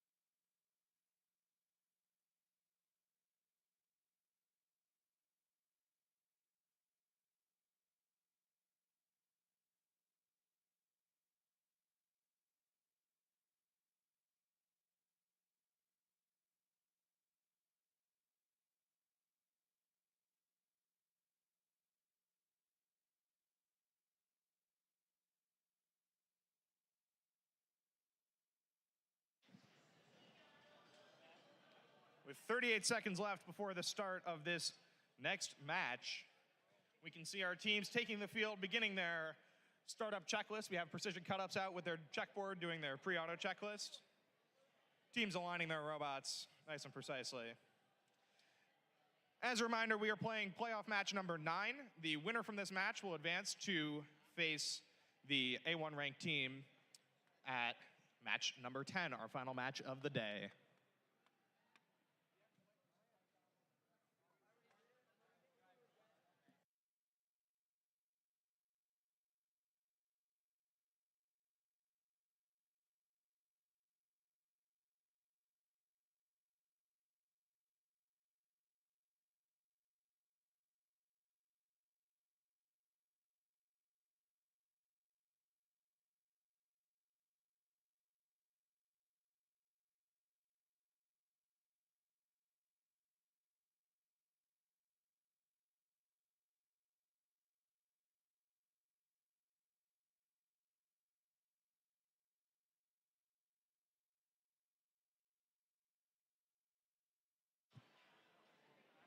Alrighty, let's meet our teams for playoff match number 9. Starting with the Red Alliance. From Scarsdale, New York, it is team 25707 Solar Flare. And joining them from Hopewell Junction, New York, it's 16700 the J-Bots. And they will face off against, on the Blue Alliance, team 13371. It's the Alliance partners, Sendy Sandstoners. With their Alliance captain, the Precision Cut-Ups, team 8863 from Tully, New York.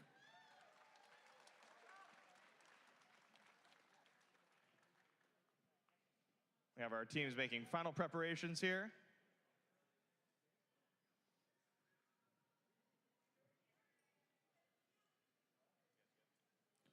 We'll go over to the Blue Alliance for a thumbs up. Sendy and Precision Cut-Ups.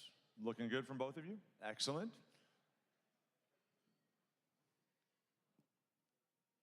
We're just waiting real quick, resolving a connection issue, and then we'll be good to go.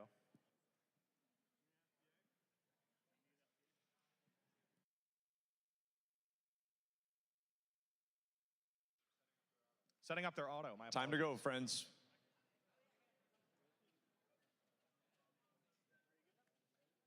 Good to go? All right. Blue Alliance is ready. Red Alliance is ready. Referees are ready. Scorekeeping is ready. Let's get this match started in 3, 2, 1. Sendy out the gate, going to the high chamber on the blue side. Yes, they score 10 there. Precision Cut-Ups gets their second sample off the floor, second sample in the basket. Over on the Red Alliance, J-Bot's missing their first specimen placement. Not to worry, though. They're picking up another one and latching it right on. They did pull 2 samples into their Hemoplayer station to become specimens. Meanwhile, their alliance partner, Solar Flare, is filling up that high basket. Precision Cut-Up's a little frustrated. They drove over a sample, which will be a brief possession foul.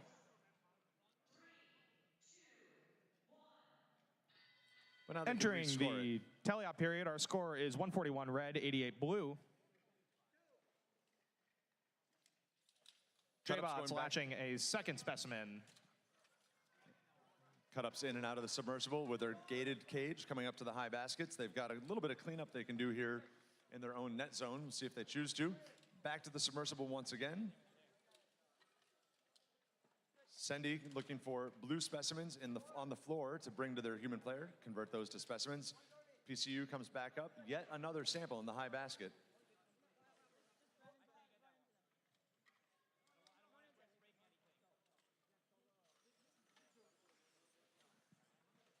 PCU just grabbed 4 or 3 red samples and spit them out in a row. They've got a yellow, they're happy with that. Up to the high basket it goes. Sendy with the high chamber play of specimens on the Blue Alliance, 10 points apiece. We can see back over here on the Red Alliance, Solar Flare continuing to fill up that high goal. Meanwhile, J-Bot's attempting to begin to hang those specimens that they've spent the game setting up. Sendy with 4 to the high chamber now. PCU in and out of the submersible. More and more to the high basket. 5 With specimens 45 to seconds Red's left 4. in the game. 40 seconds to play. We are looking at 200 for the Red Alliance, 251, sorry, 200 for the Blue Alliance, 251 for Red. As we enter the endgame period, J-Bot's continuing to hang the last of their specimens they built earlier in the match. 25707, Solar Flare overflowing their high bin there. We know where Sendy's headed for that 3rd level ascent. That'll put a strong 30 on the board. Could be a difference maker here. 244-301, advantage Red. Candy Canes from PCU are up 45 points to the Blue Alliance. With 6 seconds left. Let's see how these hangs shake out.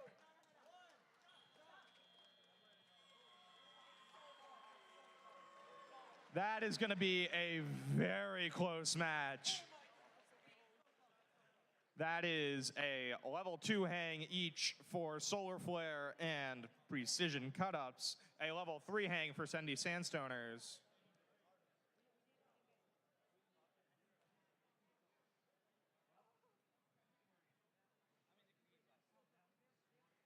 We're going to let them tally this up, and then we'll take a quick break for our next round of awards.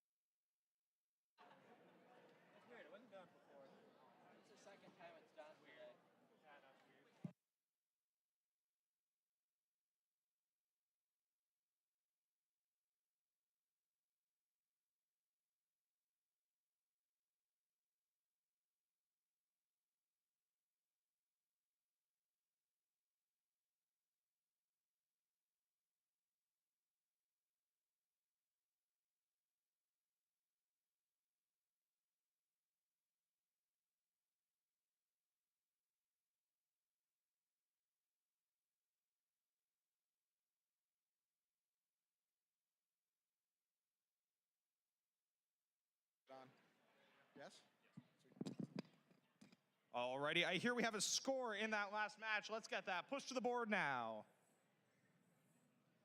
And in that qualification match, Red wins with a score of 320 to Blues 304.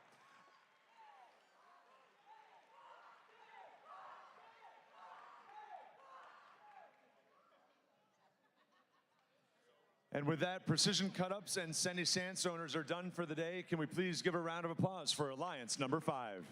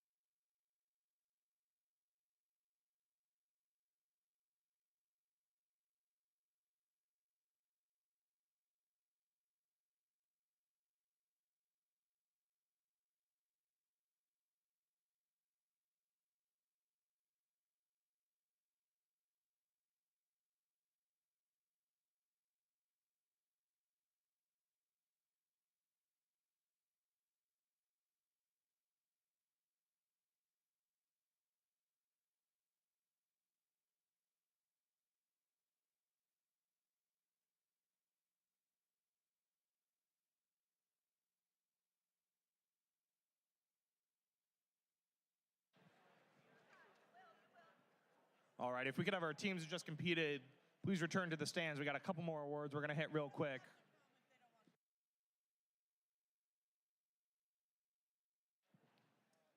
All righty.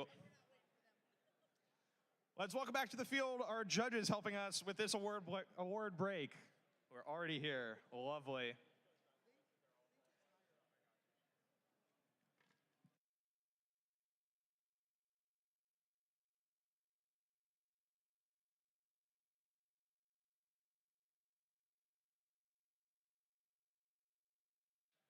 There we go. All right.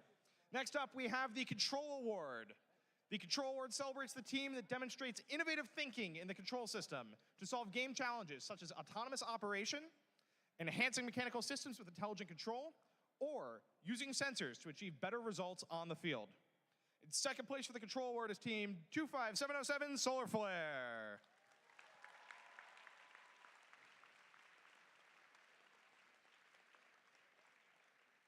Here's what the judges had to say about the winner of this award. This team impressed the judges with their distance sensor-based align and worked day and night on their fisheye vision pipeline. With their agile design, they sprinted, or should we say galloped, their way to the top of the control category. Today's winner is Team 6567 Robo Raiders from Red Hook, New York.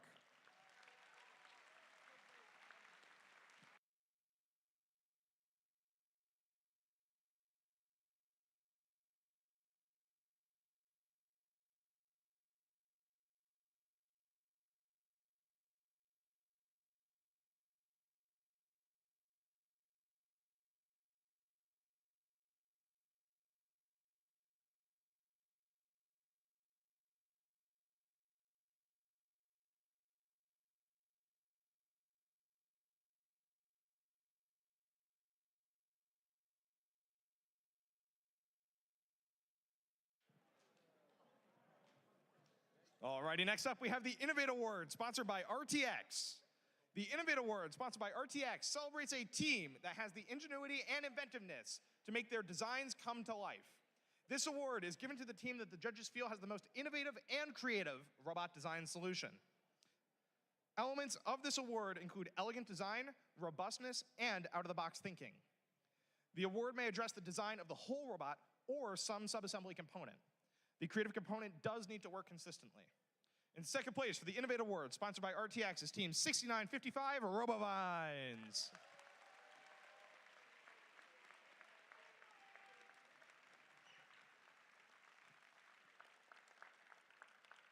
Here's what the judges had to say about the winner of this award.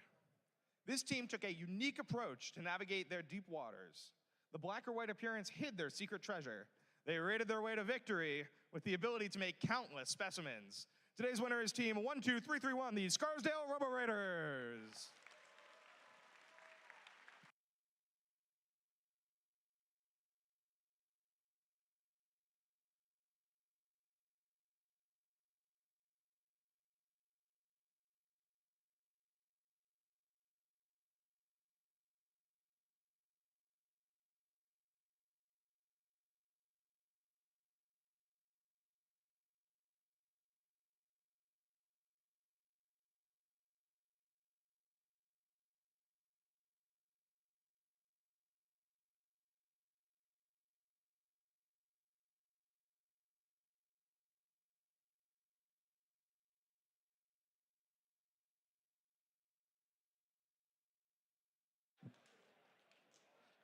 And now we're going to have you turn your attention to the teams at the field as we play the final playoff match. Maybe. The next playoff match. Excuse me. Please join us on field number 2 in welcoming Team 14903 Sharkbots, Team 5485 Gorillabots, Team 25707 Solar Flare, and Team 16700 J-Bots.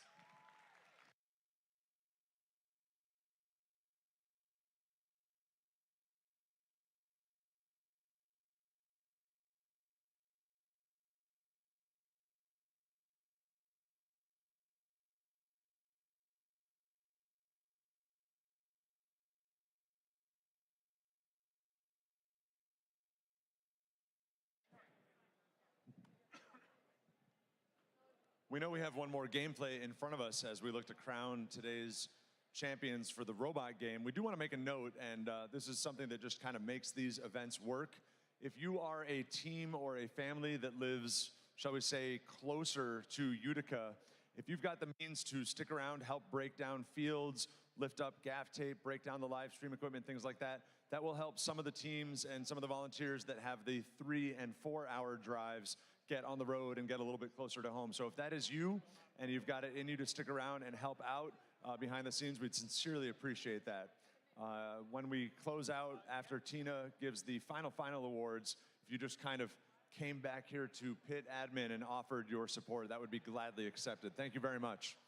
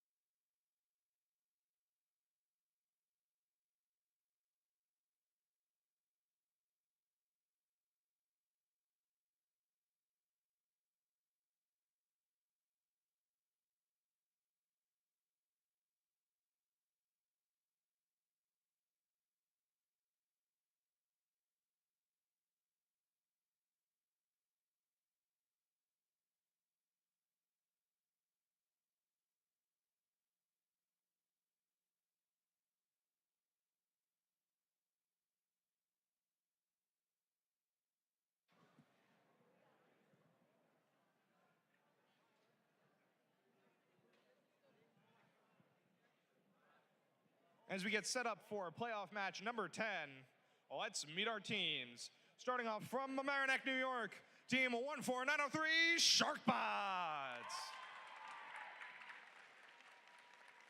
And joining them once again in the Red Alliance from Corning, New York, it's Team 5485 Gorillabots.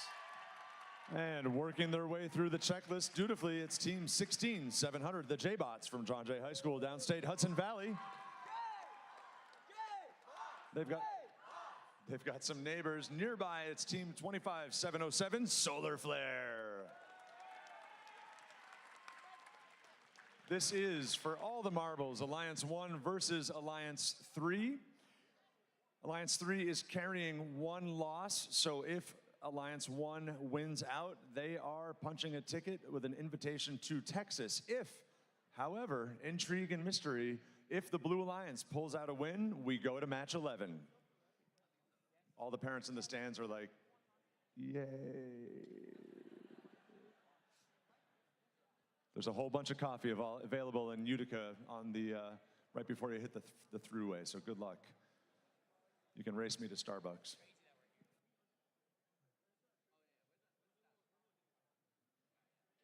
Win or lose, some airline is about to make a lot in plane ticket sales. Yeah. Hey, Jerry, Mutual Adoration Society here for a second. It's been an honor to announce with you again today. Once again, friend, thanks for the opportunity, buddy. Thank you as well. If you want to see more of our work, we are at the vast majority of events here in the Hudson Valley region. You will catch me back at Clarkson next spring, as well as right back here in Utica. We gotta love Excelsior. There's been a lot of commentary. We've got a lot of alumni who grew up in Excelsior, and I was really appreciating the commentary as these kids get ready.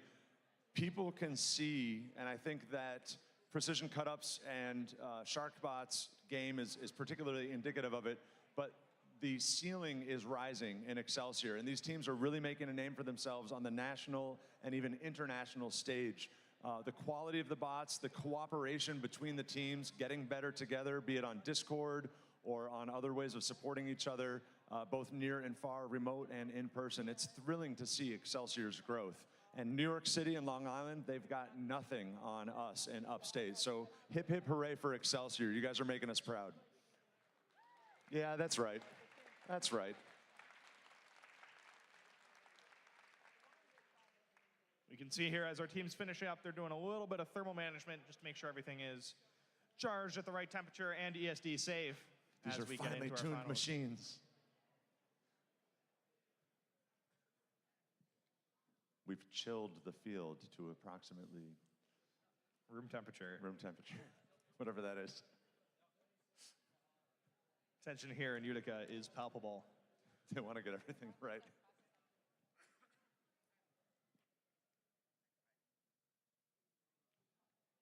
All right, and with that, our teams are making their final preps. We can see GorillaBots loading up their preloaded sample, whereas 14903 SharkBots has already set their specimen. Over on the Blue Alliance, JBots has their specimen ready to go, and Solar Flare is lined up. Yeah, in all seriousness, respect the good luck back and forth.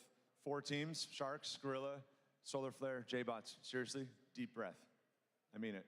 Take one, shake it out, focus down, play your best match. We'll turn it over to Jerry. And with that, Red Alliance, are you ready? Blue Alliance, are you ready? Referees are ready. Scorekeeping is ready. Let's get match number 10 started in 3, 2, 1. Right out the gate, JBots goes to the high chamber with their samples, 2 specimens. Solar Flare, 2 for 2. Will they go 3 for 3 on the basket? They do. Yeah, over here on the Red Alliance, we have SharkBots already scoring 1 specimen, attempting a second one.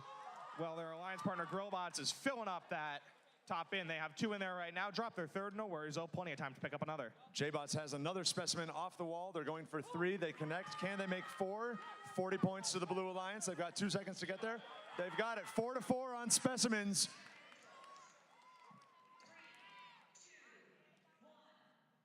Alliance 3 out to an early lead. Can they preserve it? 144 to 118. We've got Solar Flare on the backfield. Do they have a sample stuck? They do.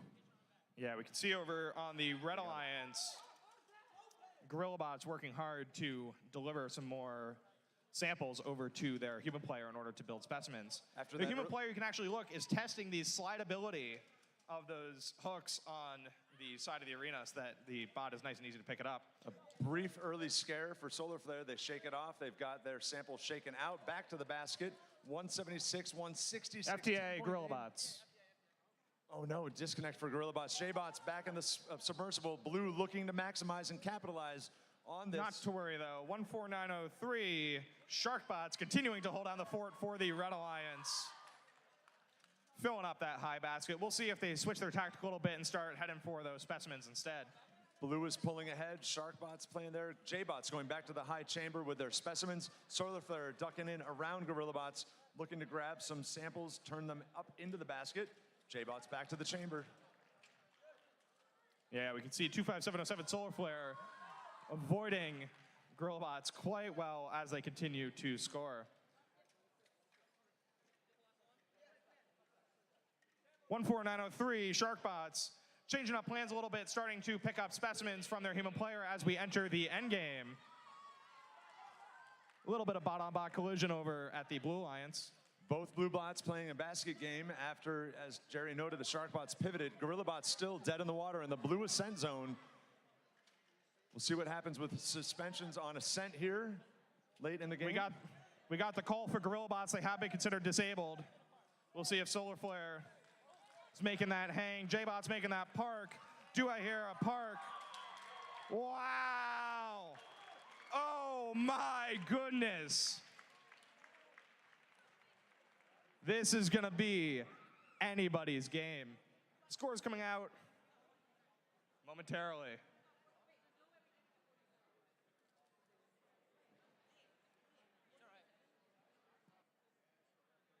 We are gonna wait. We won't be starting our final awards until we get the score from this game first. This is gonna be a really close match. And do we go to 11? Yeah, that is the question here in Utica tonight. That's the question that every parent in the bleachers is asking themselves right now.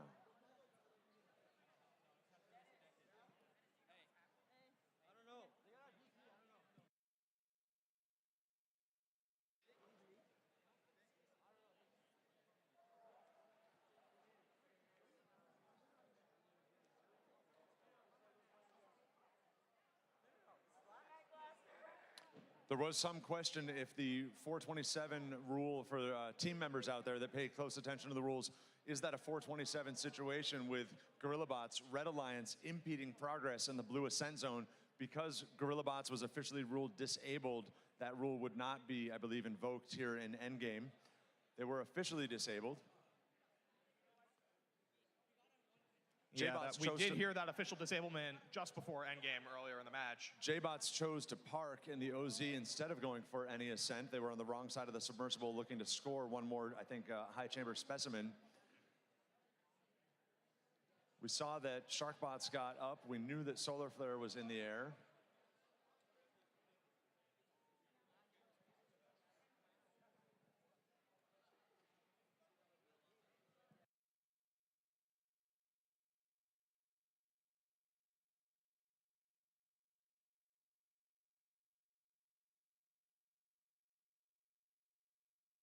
Yeah, sorry for all the fans over here. We want the teams to be able to see the score as it comes across.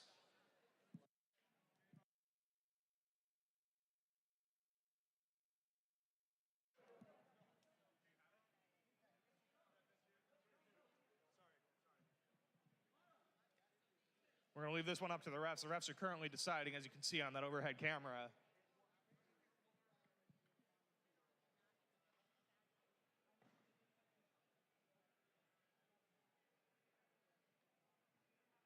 All right, Jerry, match 10 score is posted. No, wait. We got a thumbs up from the scorekeepers.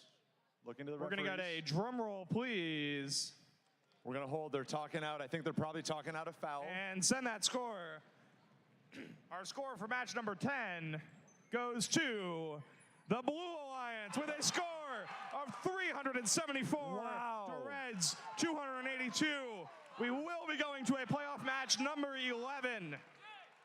Even with 40 points of fouls, the game still would have gone to the Blue Alliance. It did not decide the game. They would have had a 334, correct, Jerry? Still would have won? Indeed, yes.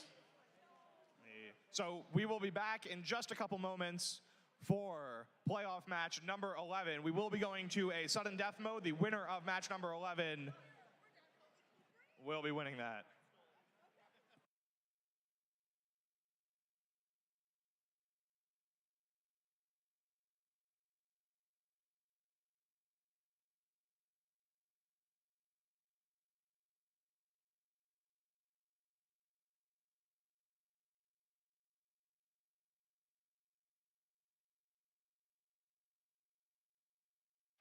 Yeah, as a reminder, that was a legit win even before the penalties. And Jerry, I need to apologize to the crowd. You were right about the disabled. I was wrong about 427. It did invoke that rule. That's where that 30 high hang comes for the Blue Alliance. Again, didn't pitch the game. Right.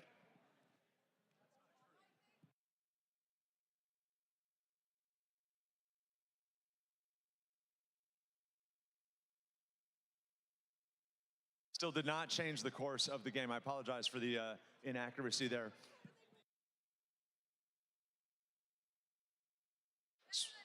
Yeah, we're in an 8-minute hold. We're not going to do more awards at this time. We're going to give the teams a little bit of time to dress up the bots, maintenance, and fresh batteries. We are going to 11. And we will be back on field 1 for match 11, field 1, in 6 minutes.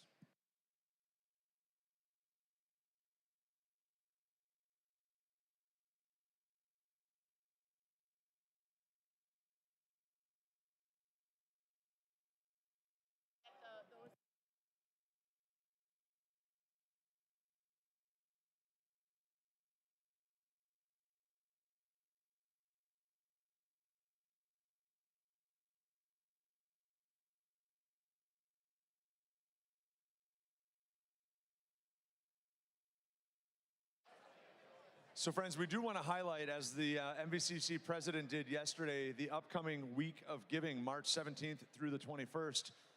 The Week of Giving supports First Tech Challenge and Excelsior at MVCC. It doesn't go anywhere else in MVCC. This is all coming, all the money raised comes via the MVCC Foundation to Excelsior. That's to Tina's work with the kids across the region. It's going to enhance the robotics competition experience and support team growth throughout the Excelsior region, which is absolutely massive. We're essentially from White Plains to the Adirondacks to Buffalo and back again. You can learn more at the mvccfoundation.org. These flyers as well are on the chair right on the corner by the TVs. Certainly we appreciate any generosity you feel towards Excelsior and towards our work with kids here in First Tech Challenge.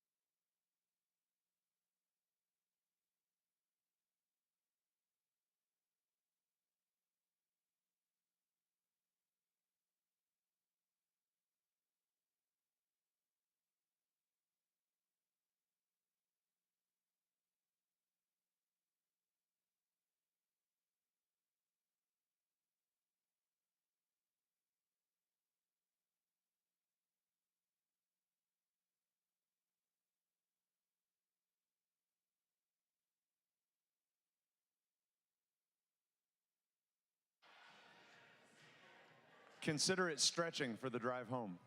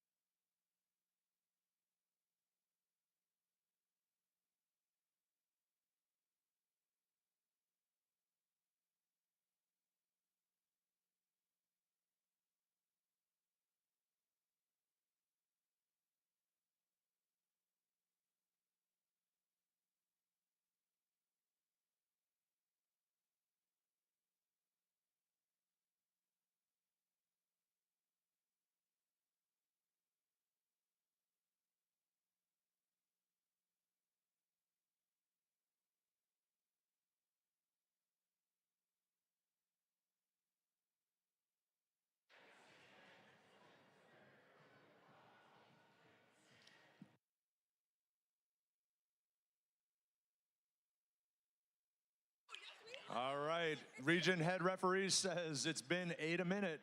Let's go. Teams report to field number 1 for match number 11.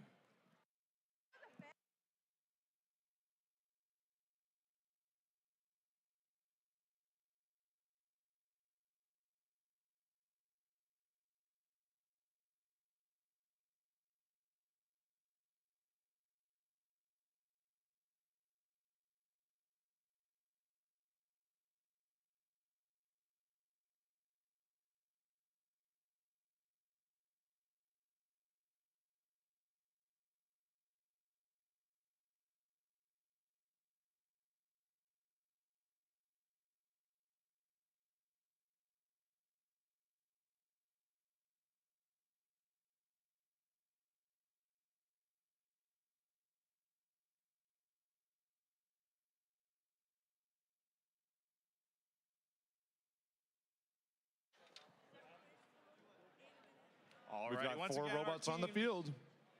Teams are taking the field, getting ready for match number 11. Let's get ready to meet our teams. Starting off with the Red Alliance, we have team 14903, Sharkbots.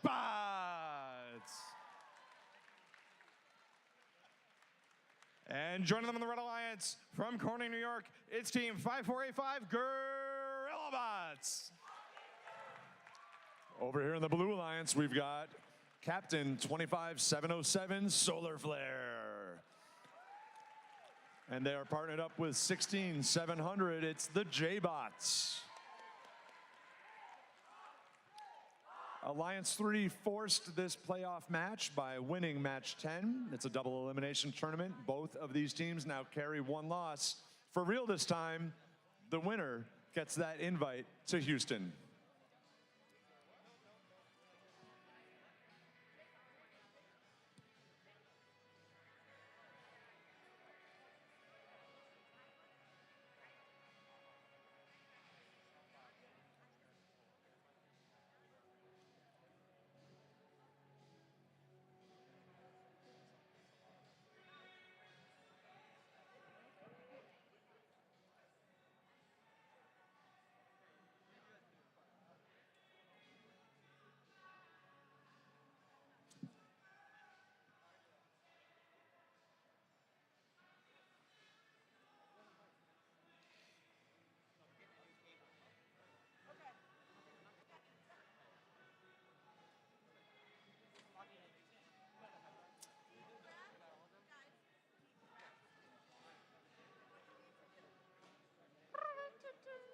That's great.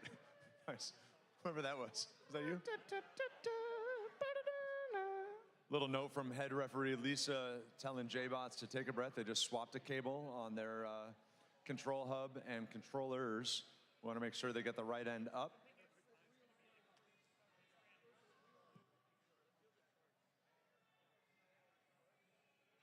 Want to make sure the kids have an opportunity to get this just right. Solar Flare looking over their bot. They've got their yellow preload. They've had just a beautifully effective basket auto. We saw one, maybe two matches where they pulled 7 in autonomous. Absolutely incredible. 56 points for their alliance there. J-Bots stepping out of the box. Looks like they're happy with things. Jerry, Red Alliance? Yeah, over here on the Red Alliance, we're finishing up getting ready. 14903 Sharkbots seems to be all set. They're just getting their op mode good to go. Meanwhile, their alliance partner 5485, the Gorilla Bots, are getting their preset elements nice and integrated and ready to go. And with that, we have a knitted robots for the Red Alliance.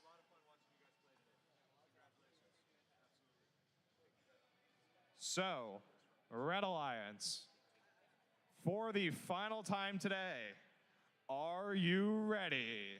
Blue Alliance, J-Bots, Solar Flare. We good? I'm going to do this again. Sharkbots, Gorilla Bots, J-Bots, Solar Flare. Deep breath. Seriously. You got this. Right? It's going to be okay. It's going to be great. And with that, teams are ready, referees are ready, scorekeeping is ready. Let's get the final match of the Excelsior Region season underway in 3, 2, 1. Solar Flare comes alive, up to the high basket. They hand off a second. They go for a third. They grapple it into their basket. 3 high. We'll let them keep scoring through autonomous. J-Bots going for the high chamber.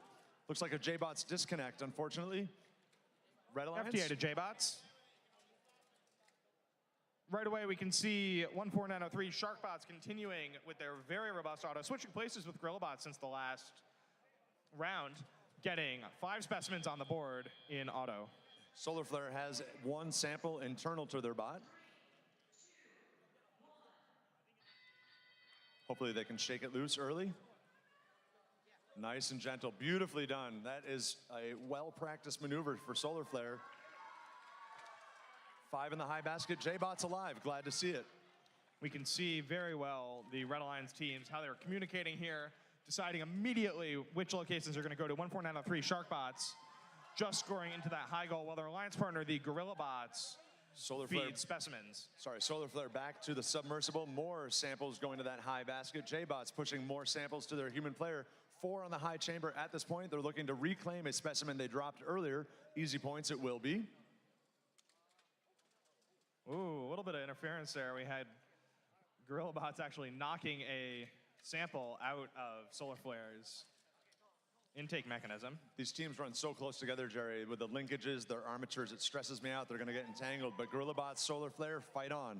Yeah, there's a lot going on here. We could definitely see Gorilla Bots with how efficient that intake and outtake mechanism is, bringing back that specimen that was not quite right, getting it reattached to the robot and ready to get rescored. You know, Jerry, one thing I want to note, all 4 of these bots have that pivoting grip game archetype for this year's bot. These 4 are essentially identical on the harvest from the submersible. Indeed. And one of the things we're seeing here is Gorilla Bots, again, with that fast cycle time, not needing to turn the robot around, just how many specimens they can rack up throughout the match. Entering the end game here, this is a very close match, 233-309 favoring red.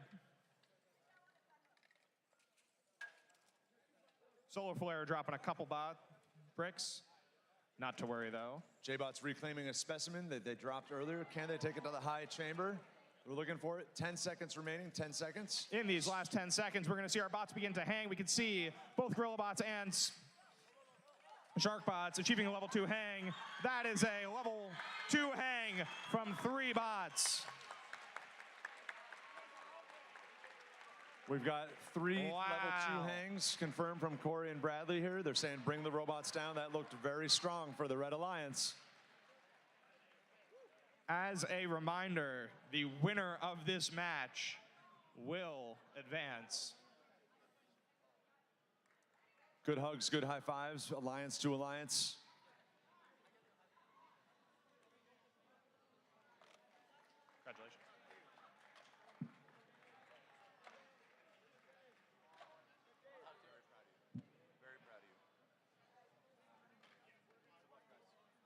And with that, we're going to take a quick break as our scores are tallied and we get all ready for our final awards ceremony.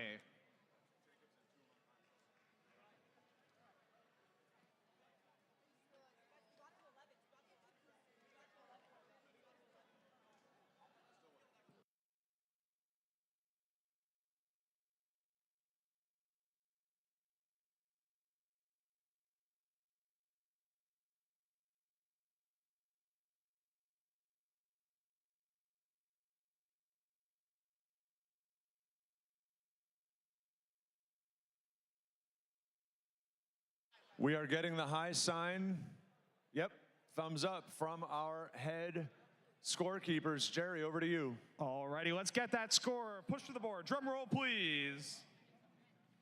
And in sudden death, our winner is the Red Alliance with a score of 359 to Blues 300. Sharkbots and Gorillabots will be moving on and advancing to Houston. Congratulations to our winning alliance from everybody here at Mohawk Valley Community College and the entire Excelsior FTC region. Can we please give it up for Alliance number 3, captained by Solar Flare 25707 and the J-Bots 16700. Alliance 3, ladies and gentlemen, all of our friends here.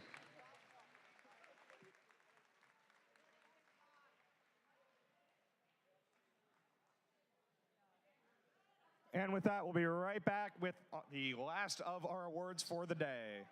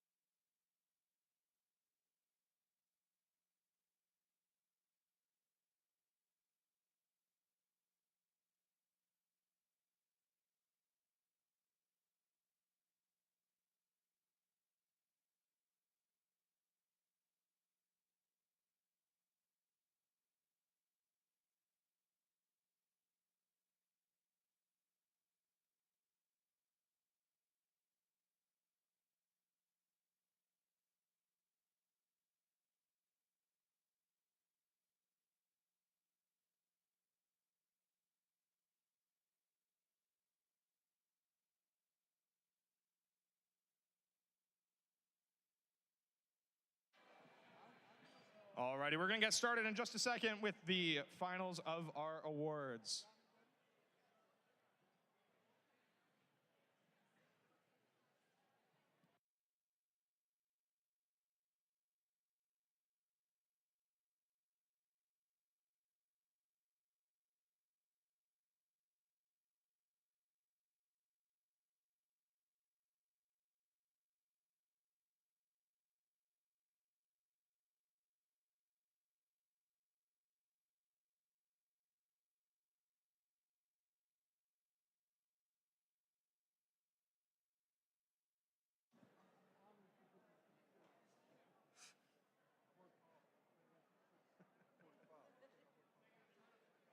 Alrighty, please welcome back all of our lovely volunteers back to our high five line as we complete our final awards for the evening.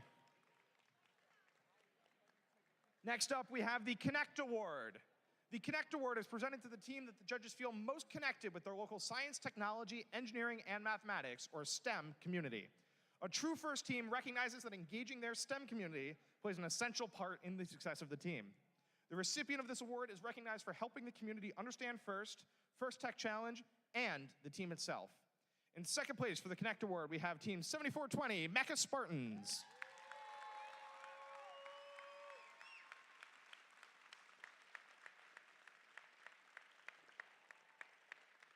Here's what the judges had to say about the winner of this award. This team certainly connected with the world. The judges feel they cleaned up this award category. They are building and will distribute filtration systems to the people of Ghana. Today's winner is Team 4243 Iron Devils from Peekskill, New York.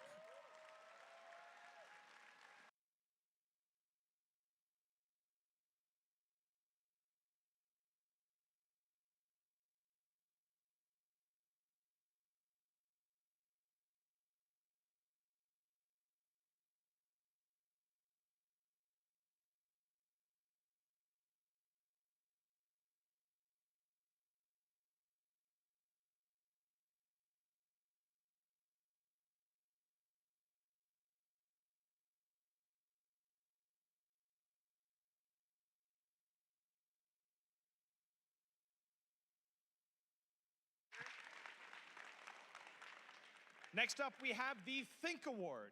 The Think Award is given to the team that the judges feel best reflects the journey of the engineering design process. The engineering portfolio is the key reference for judges to help them identify the most deserving team of this award. The team's engineering portfolio focused on the design and build stages of the team's robot and exemplified their journey both as a team and as engineers. In second place for the Think Award, we have Team 5484, the Enderbots from Corning, New York.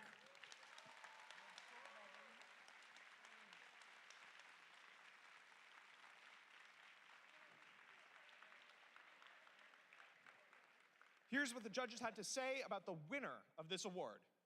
The judges found this team's wire organization compelling, and their increased speed could shatter glass. Someone should probably call the doctor.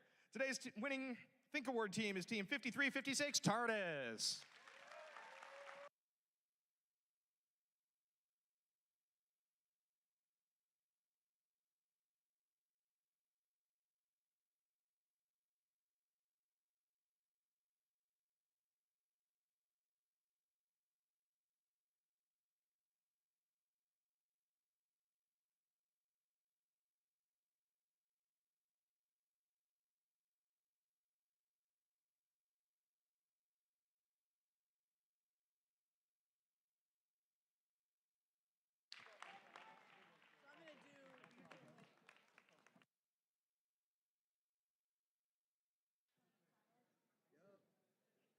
All righty.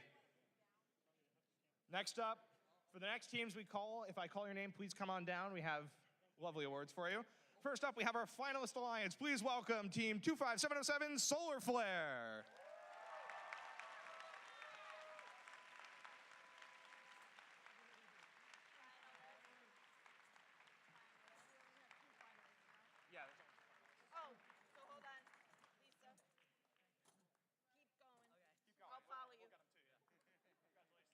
Congratulations, y'all.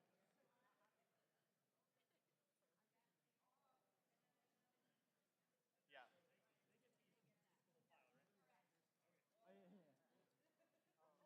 Congratulations, congratulations, y'all. Come on, y'all. Come on, y'all. Come on.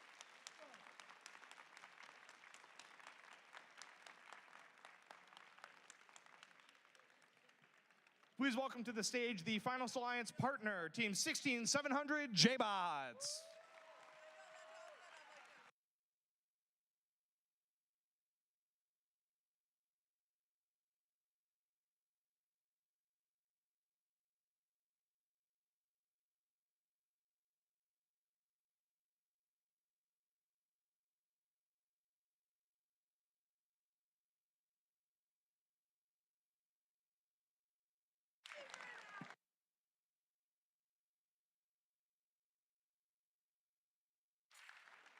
All right, next to the stage, please welcome our winning alliance captain, Team 14903 Sharkbots from Amerineck, New York.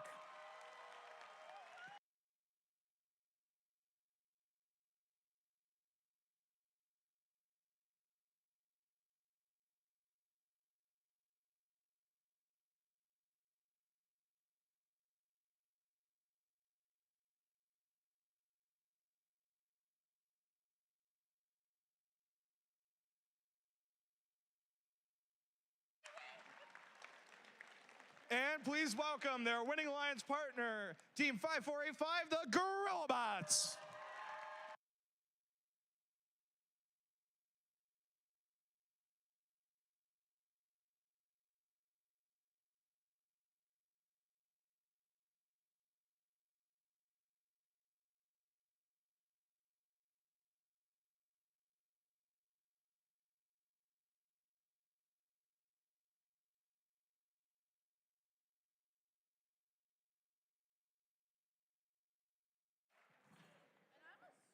And last but certainly not least, we have the Inspire Award.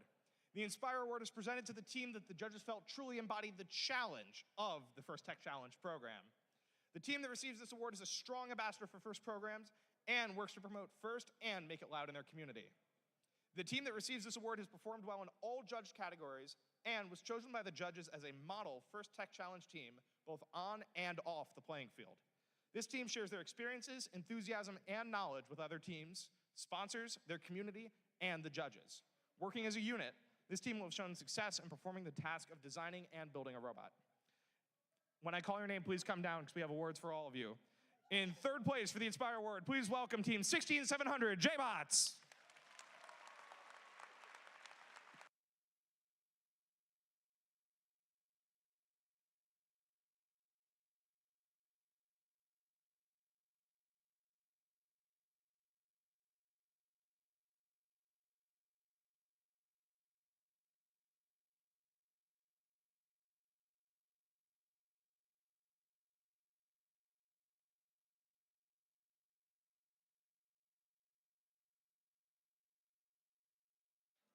I promise I was not informed of this ahead of time.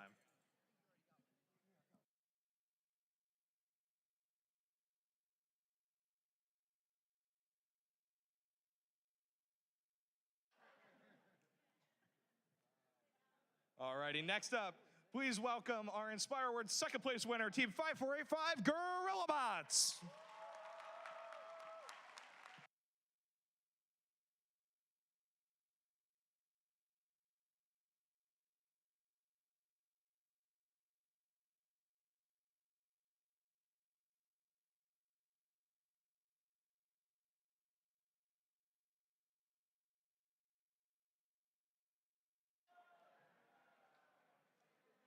Here's what the judges had to say about the winner of this award.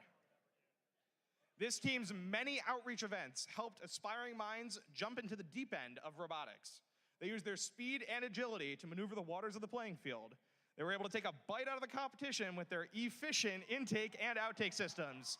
Today's winner is Team 14903 Sharkbots from Mamaroneck, New York.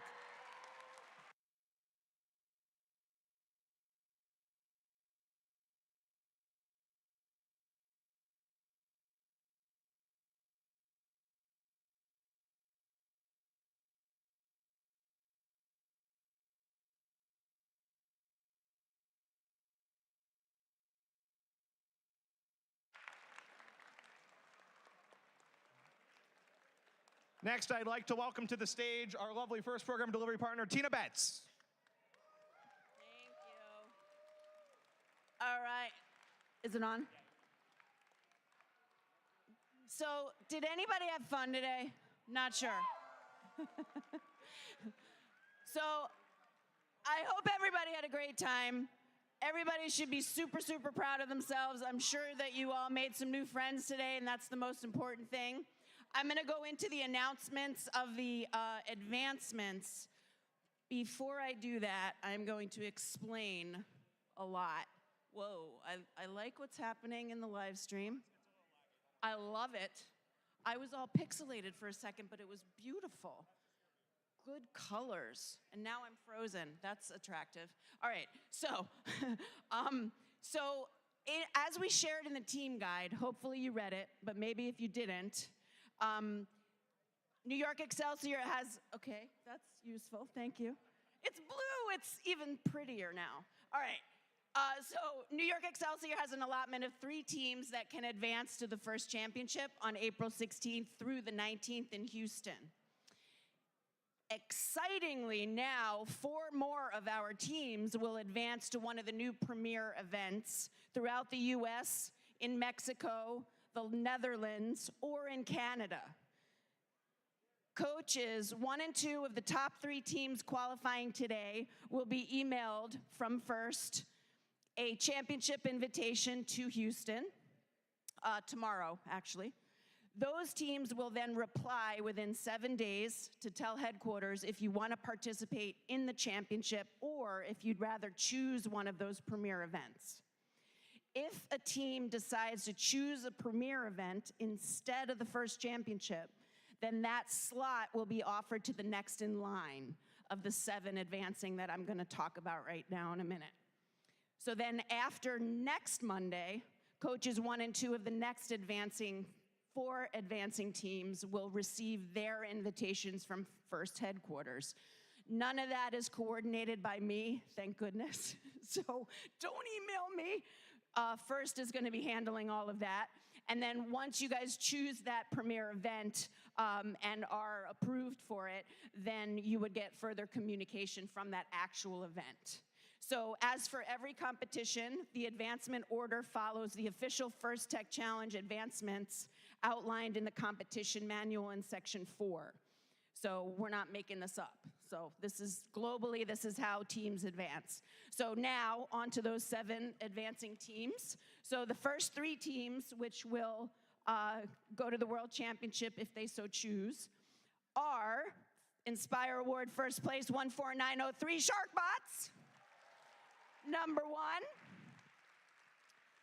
Then they were also the winning alliance captain, which would be the next in line to go. So we skip down to the next one, which would be the winning alliance partner, 5485 Gorilla Bots.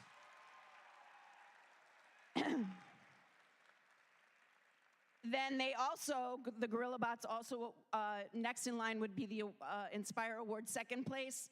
Gorilla Bots were that team as well. So we skip down to the next one.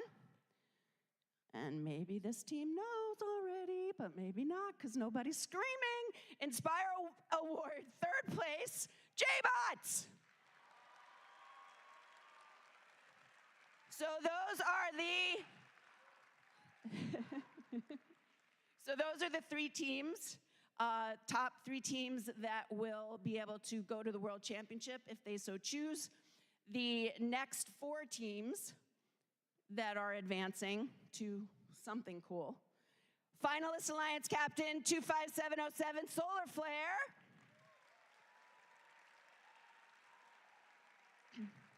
Number 5, Think Award first place TARDIS 5356. Next in line would be the Finalist Alliance partner, which was also the J-Bots. So we jump down 1 to the Connect Award first place, Iron Devils. Woo, woo. Go Peak Skill. All right. 7th in line is the third place Alliance Captain 8863 Precision Cut-Ups. Congratulations to all 7 teams. Very cool. We can move all of those folks forward. Very cool that we had such a great time this weekend. I hope everybody has a safe trip home. Thank you, thank you, thank you. Oh, thank you. See, I told you earlier. I was like, I'm gonna forget. Okay, so feedback forms. Greg has them. So if your team can send 1 human, not everybody, to go, Greg, we'll give you your feedback form. Greg, do you want to maybe do it on the table here in case you got to lay them out or something? All right, good night, everybody.